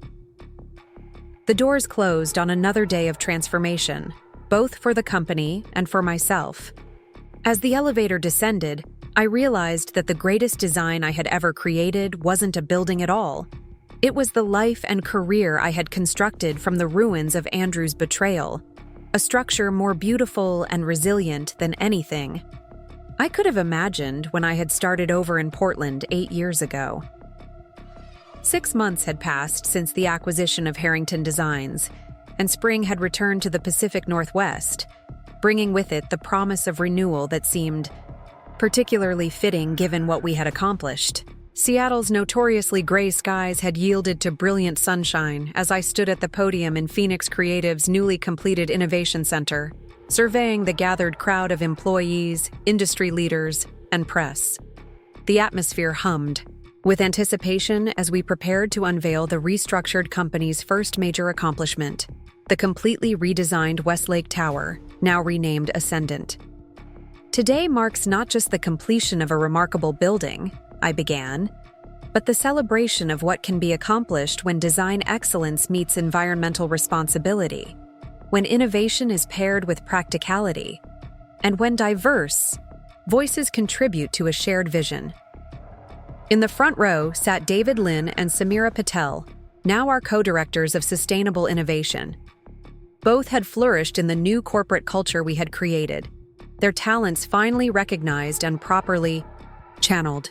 Behind them, James Chen watched proudly as CFO of our unified operations, having rebuilt our financial systems with a transparency that had restored investor confidence. Ascendant Tower represents a fundamental rethinking of how urban architecture can harmonize with natural systems, I continued, gesturing to the detailed model displayed beside me. It combines cutting-edge design with rigorous environmental performance, creating a building that doesn't merely minimize harm to our environment, but actively contributes to its health. As I stepped aside for David to lead the technical presentation, I caught sight of Olivia at the back of the room, giving me a subtle thumbs up. Under her organizational expertise, the integration of our two companies had proceeded more smoothly than anyone might have expected, creating a unified culture that preserved the best elements of both organizations while establishing something genuinely new. The transformation hadn't been without challenges. Several of Andrew's most loyal supporters had resigned rather than adapt to our collaborative approach. Others had required time to adjust to leadership that valued innovation over hierarchy. But the results spoke for themselves. Employee satisfaction had increased by 41%, our project pipeline was overflowing, and the architectural press had begun, referring to the Phoenix Harrington approach as a distinctive school of sustainable design. After the presentation concluded to enthusiastic applause, I mingled with attendees at the reception, accepting congratulations and fielding questions about our upcoming projects. A tap on my shoulder drew my attention to Olivia, who gestured discreetly toward a woman hovering near the architectural models. "Andrew's sister," Olivia murmured. "Claire Harrington Wells. She asked to speak with you privately." I nodded, surprised but curious. During my marriage to Andrew, Claire had been cordial but distant, clearly viewing me as a temporary addition to the Harrington family legacy rather than an equal partner in it. After our divorce, she had predictably aligned with her brother, even appearing at his side during press events announcing projects I had designed but received no credit for. "Claire," I greeted her, approaching with a professional smile. "This is unexpected." Claire Harrington Wells had always embodied the family's architectural legacy, serving as the public face of the Harrington Foundation that funded historically significant building preservation throughout the Pacific Northwest. She studied me, with thoughtful eyes, her expression difficult to read. "Rachel," she acknowledged with a slight nod. "Impressive presentation. The Ascendant design is genuinely remarkable." "Thank you," I replied. "David and Samira deserve most of the credit. They found a way to honor the original concept while dramatically improving its environmental performance." "That's actually why I wanted to speak with you," Claire said, gesturing toward a quieter corner of the reception. As we moved away from the crowd, she continued in a lower voice. "The Harrington Foundation is launching a new initiative focused on sustainable retrofitting of historic buildings. We'd like Phoenix Creative to be the architectural partner." I couldn't entirely hide my surprise. "That's not what I expected to hear from you, Claire." A hint of rueful acknowledgement crossed her face. "I imagine not. My family loyalty has been rather strictly observed in the past." "That's one way to put it," I agreed, remembering how she had publicly defended Andrew's claim to designs we both knew were mine. She met my gaze directly. I've spent the past 6 months watching what you've done with Harrington Designs. The integration, the renewed innovation, the staff retention, it's been remarkable by any objective measure. We've been fortunate to discover extraordinary talent that was already within the organization, I replied carefully. People like David Lynn just needed the right environment to flourish. People Andrew consistently sidelined, Claire noted, surprising me further with her candor. The truth is, Rachel, I've been reviewing the company's design archives for the Foundation's historical record. The progression of certain signature projects tells a rather clear story about whose vision really shaped Harrington's success during your years there.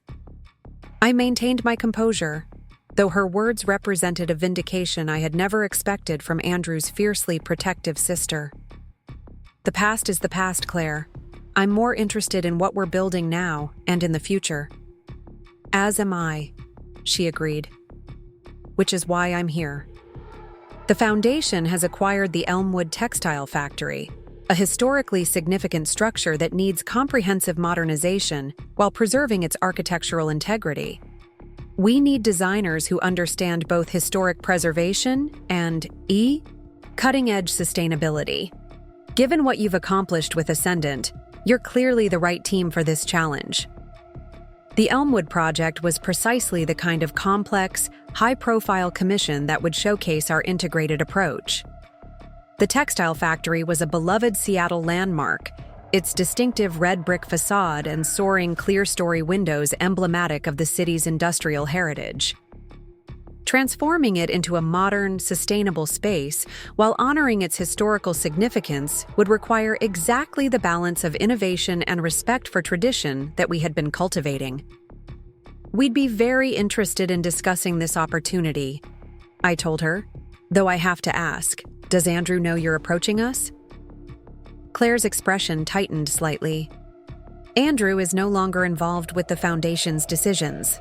After certain irregularities came to light regarding his management of endowment projects, the board requested his resignation from advisory roles. This was news to me, though. Perhaps it shouldn't have been surprising given what we had discovered about his financial practices at Harrington. I'm sorry to hear that, I said, meaning it despite everything. The Harrington family architectural legacy stretched back 3 generations, and Andrew's separation from it represented a significant rupture. It was necessary, Claire said simply. The Foundation's integrity must be protected. After a brief pause, she added, He's left Seattle, relocated to Chicago last month. Says he's establishing a new practice there, though I haven't seen any project announcements. I absorbed this information with mixed emotions. Andrew's departure from Seattle marked the final severance of his connection to the company we had built together, a company that was now evolving in directions he had actively resisted for years. I wish him well, I said honestly.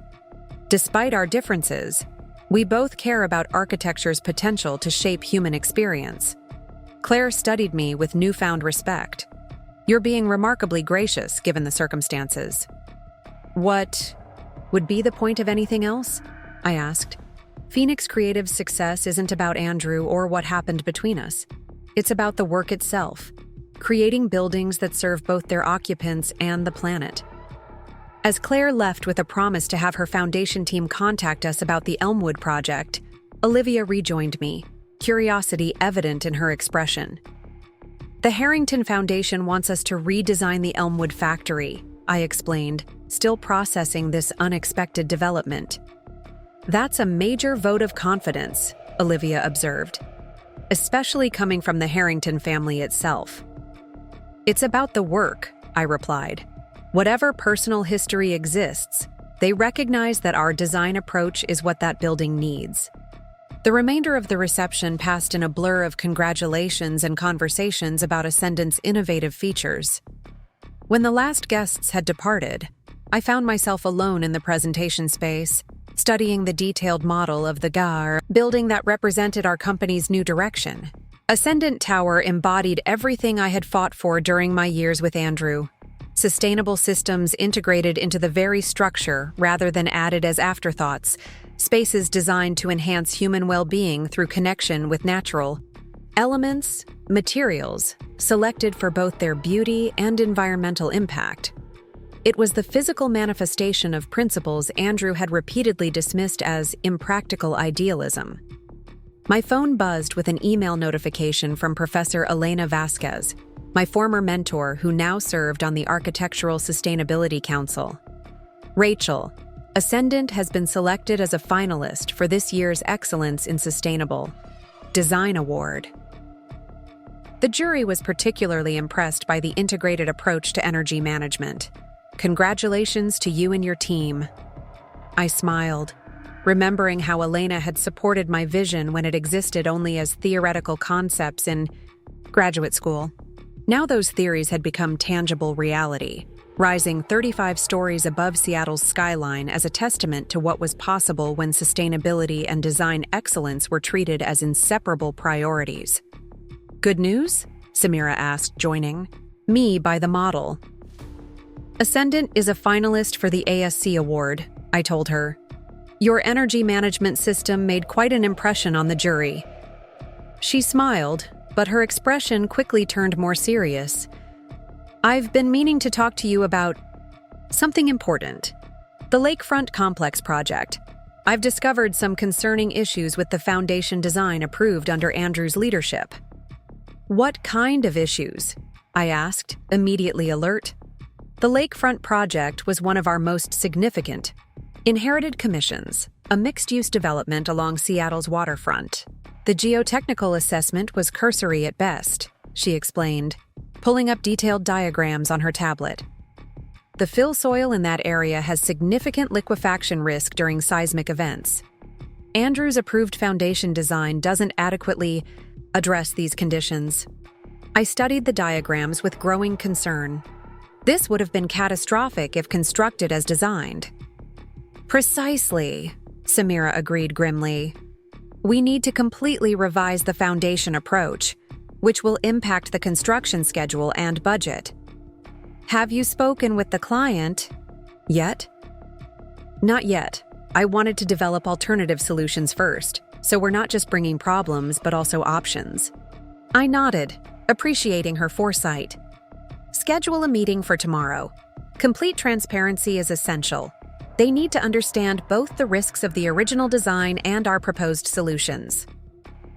As Samira left to prepare for the client meeting, I couldn't help but wonder if Andrew had been aware of these foundation issues when he approved the design.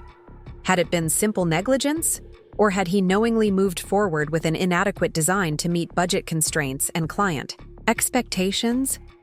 Either possibility was deeply troubling, reinforcing the importance of the structural changes we'd implemented in our design review process.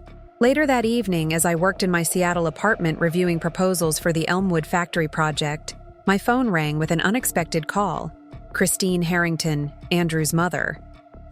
Rachel, she began without preamble. I saw the unveiling of Ascendant today. It's a remarkable achievement. Thank you, Christine, I replied, surprised by her call. Since our brief correspondence during the acquisition, we had maintained a cordial but distant relationship. Claire tells me she's approached you about the Elmwood project, she continued. I wanted you to know that I fully support this decision. Your firm's approach is exactly what that building needs. I appreciate that, I said carefully, still uncertain about her motivation for calling. There was a pause before she spoke again, her voice carrying a hint of hesitation unusual for the normally confident Harrington matriarch. There's something else I wanted to discuss. The Harrington Archive at the University of Washington, it documents our family's architectural contributions over 3 generations. I've been working with the curator to ensure its accuracy and completeness. That sounds like a worthy project, I commented, wondering where this was leading. It is, but it's also revealed some significant omissions, Christine said, carefully, specifically regarding the projects developed during your years with the firm. The archive currently reflects Andrew's narrative about those designs. I felt a familiar twinge at this confirmation of how thoroughly Andrew had erased my contributions from the official record. I'm not surprised. Well, I am, Christine replied with unexpected firmness. Or rather, I'm disturbed by the extent of the misattribution now that I've reviewed the original design documents. As the family historian, I have a responsibility to ensure the archive accurately reflects reality, not convenience. What are you suggesting, Christine? I asked directly. I'd like your help correcting the record, she said simply. Your original sketches, your design notes, anything that would help establish the true creative origins of projects like the Thompson Foundation and the Waterstone Cultural Center. The Harrington legacy should be honest, even when that honesty is uncomfortable. Her request represented a significant shift, an acknowledgement from the heart of the Harrington family that Andrew's version of events had been fundamentally dishonest. After years of having my contributions minimized or erased entirely, here was an opportunity to restore the historical record without appearing to seek personal vindication. I'll have my assistant gather what materials I have, I agreed. Though, much of my original work remained with Harrington when I left. Yes, those archives are precisely what prompted my concern, Christine noted. The progression from your preliminary sketches to final designs tells a rather clear story about the true creative process. After we ended the call, I sat quietly, for a moment, processing this unexpected development. Christine's project wasn't about my personal recognition. It was about historical accuracy and professional integrity. The Harrington architectural legacy stretched back nearly a century, and its documentation needed to reflect truth, not ego. The next morning, I arrived at our Seattle office early to prepare for the lakefront client meeting. The design team had worked through the night developing 3 alternative foundation approaches, each addressing the seismic concerns while minimizing disruption to the overall project timeline. Gregory Wilkins, CEO of Lakefront Development Corporation, listened with growing concern as Samira outlined the issues with the originally approved foundation design. Let me be clear, he interrupted, his expression hardening. Are you saying the design we've already invested millions in pre-construction for is fundamentally unsafe? In a significant seismic event? Yes, Samira confirmed. The liquefaction potential was not adequately addressed in the original geotechnical response. Wilkins turned to me, anger evident in his tense posture. Rachel, we've been working on this project for over 2 years. How is this only coming to light now?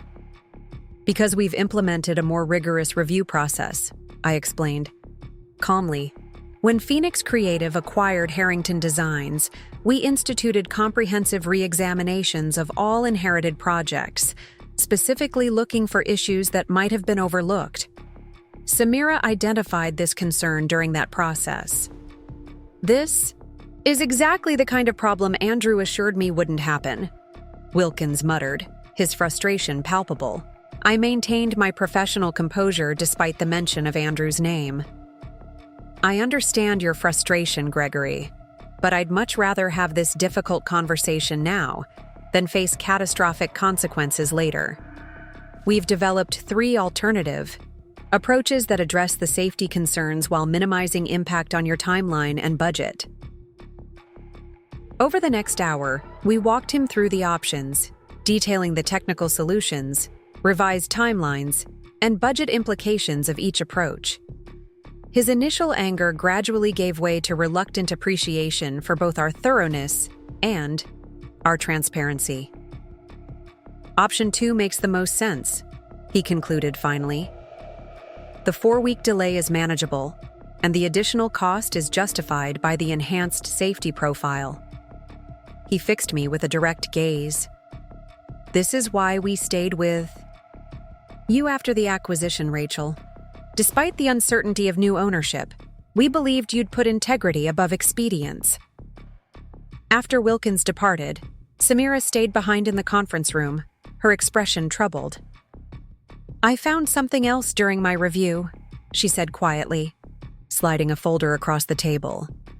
Internal communications showing that our geotechnical consultants had raised these exact concerns 18 months ago. They were systematically dismissed by Andrew's project team. I reviewed the documents with a growing sense of dismay. These weren't simply oversights. They were deliberate decisions to proceed despite known safety concerns. Have James review all the financial records associated with this project, I instructed.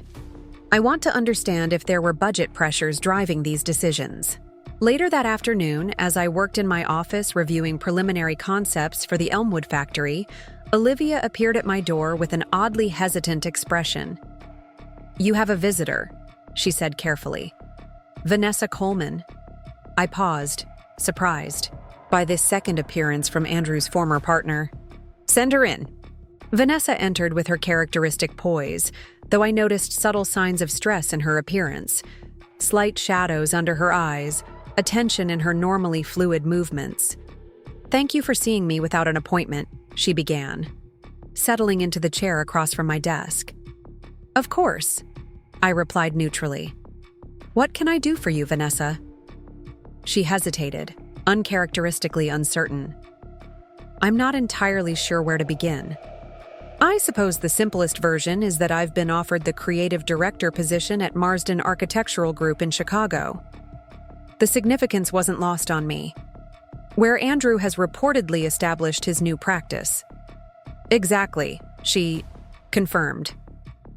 "They reached out last week, very interested in my marketing expertise. The offer is generous, substantially above market rate. And you're concerned because it feels like a setup," she said bluntly. "Andrew knows. I have detailed knowledge of both Harrington's operations and Phoenix Creative's integration strategy. I can't help wondering if this job offer is actually about accessing that information." Her insight surprised me. "That's remarkably self-aware, Vanessa." A hint of her familiar confidence returned.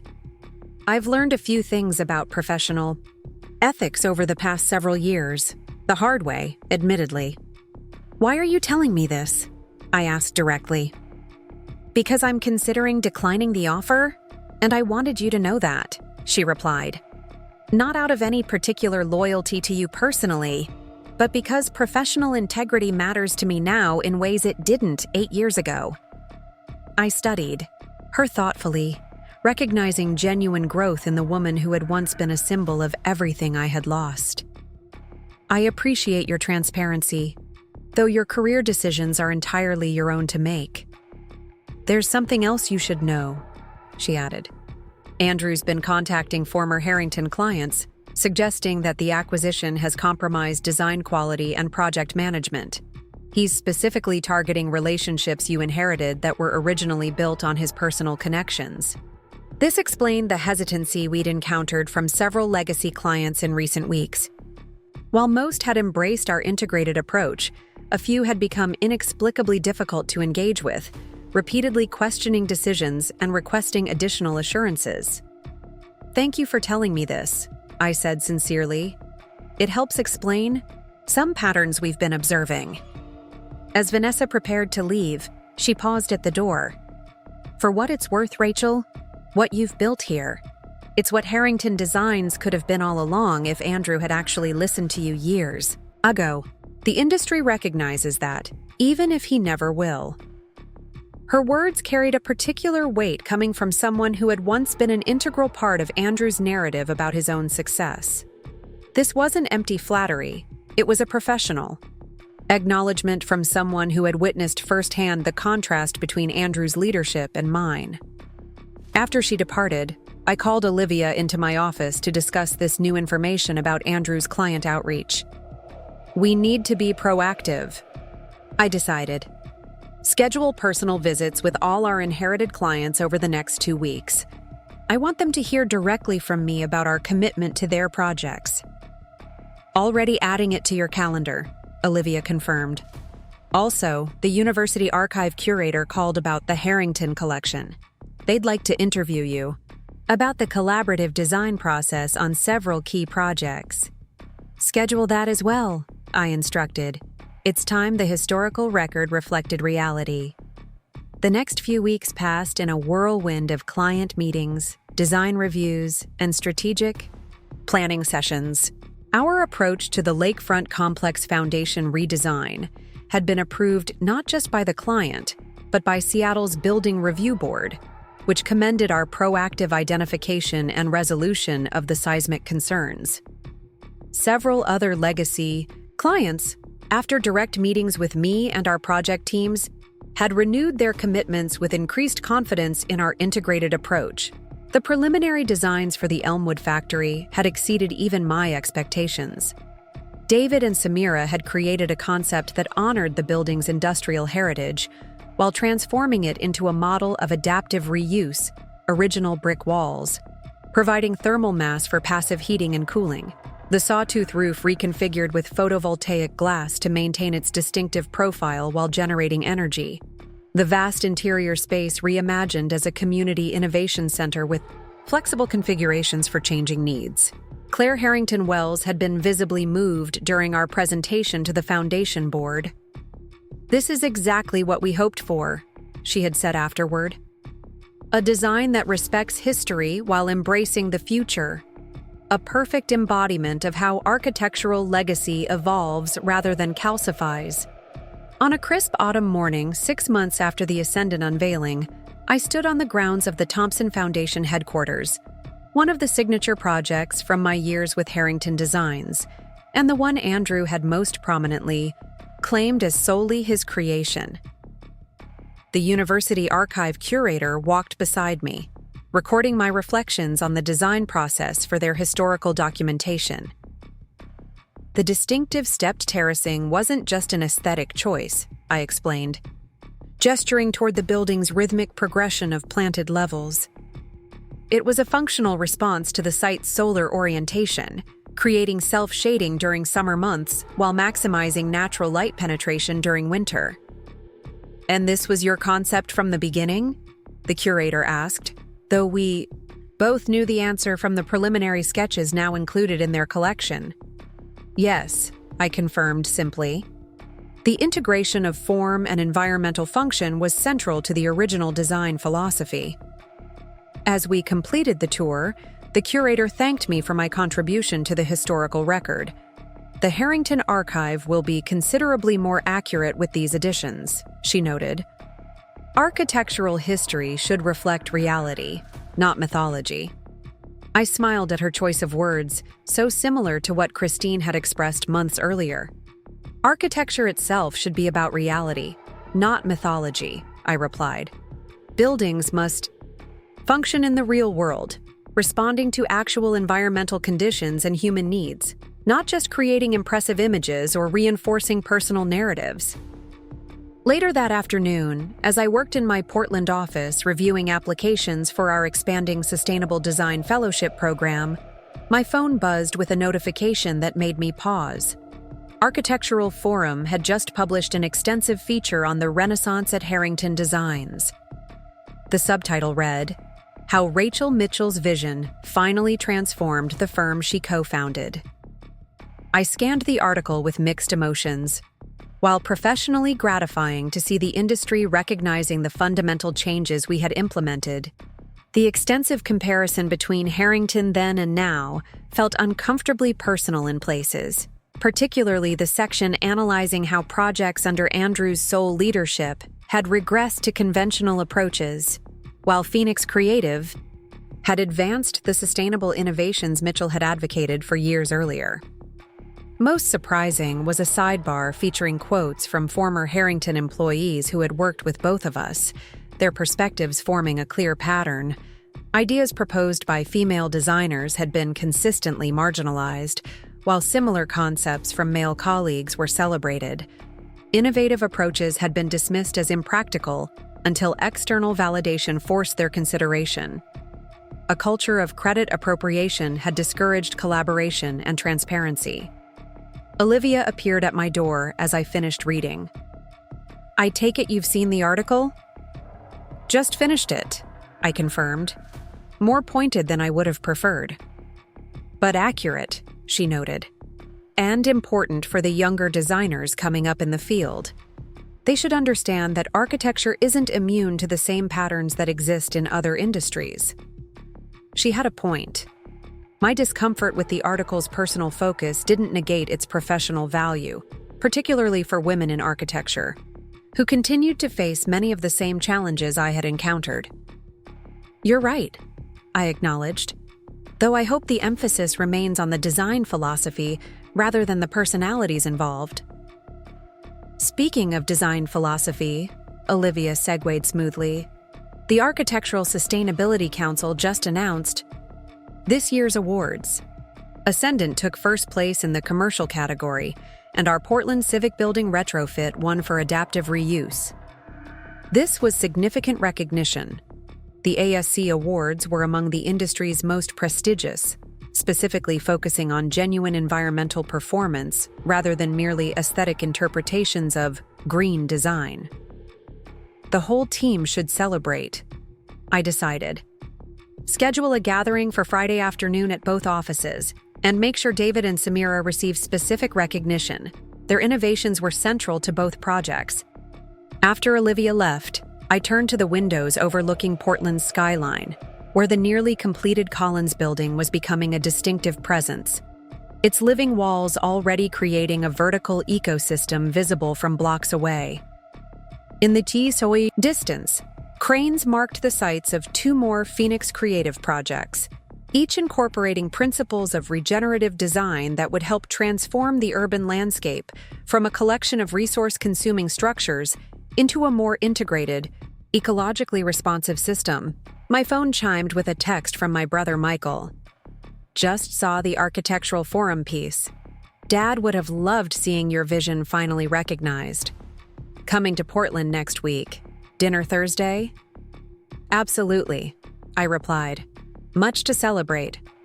As the afternoon sun illuminated my office, I found myself reflecting on the journey of the past 18 months, from the acquisition that had initially been framed as personal revenge to the professional renaissance it had actually enabled. What had begun as reclamation had evolved into creation, the focus shifting from correcting past injustices to building something genuinely new and valuable. The most meaningful victory hadn't been seeing Andrew's reaction when he realized what had happened. It had been witnessing David Lynn's excitement when his innovative concepts were finally developed rather than dismissed.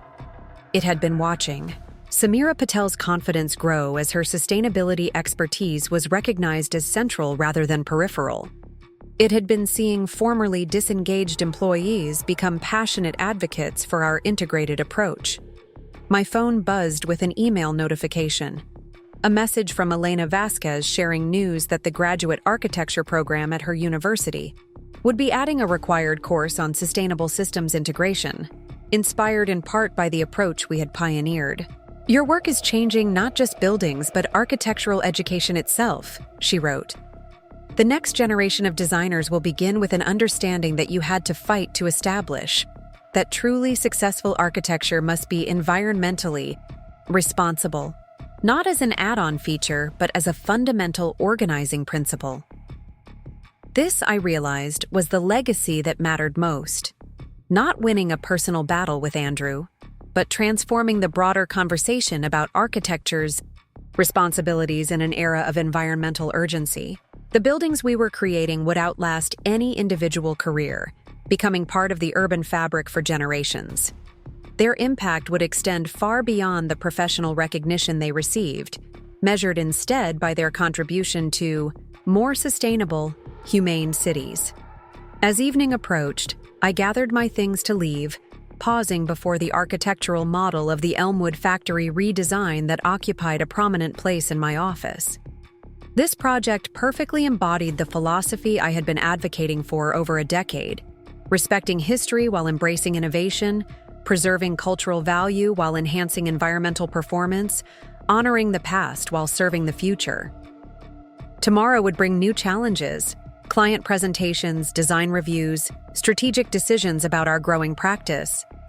But tonight, I allowed myself to simply appreciate how far we had come, not just in the 14 months since the acquisition, but in the evolution of an architectural vision that had once been dismissed as impractical idealism and was now being recognized as necessary wisdom. The path from there to here hadn't been about revenge, though that element had undeniably existed in the beginning.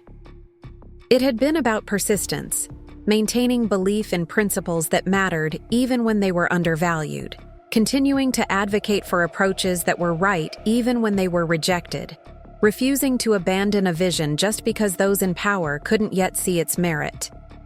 As I stepped into the elevator, portfolio in hand, I felt a profound sense of alignment between my personal and professional identities, between my values and my work, between the architect I had always aspired to be and the leader I had become. Andrew had once expected me to diminish myself to accommodate his ambitions. Instead, I had expanded my vision beyond anything either of us had imagined possible during our years together.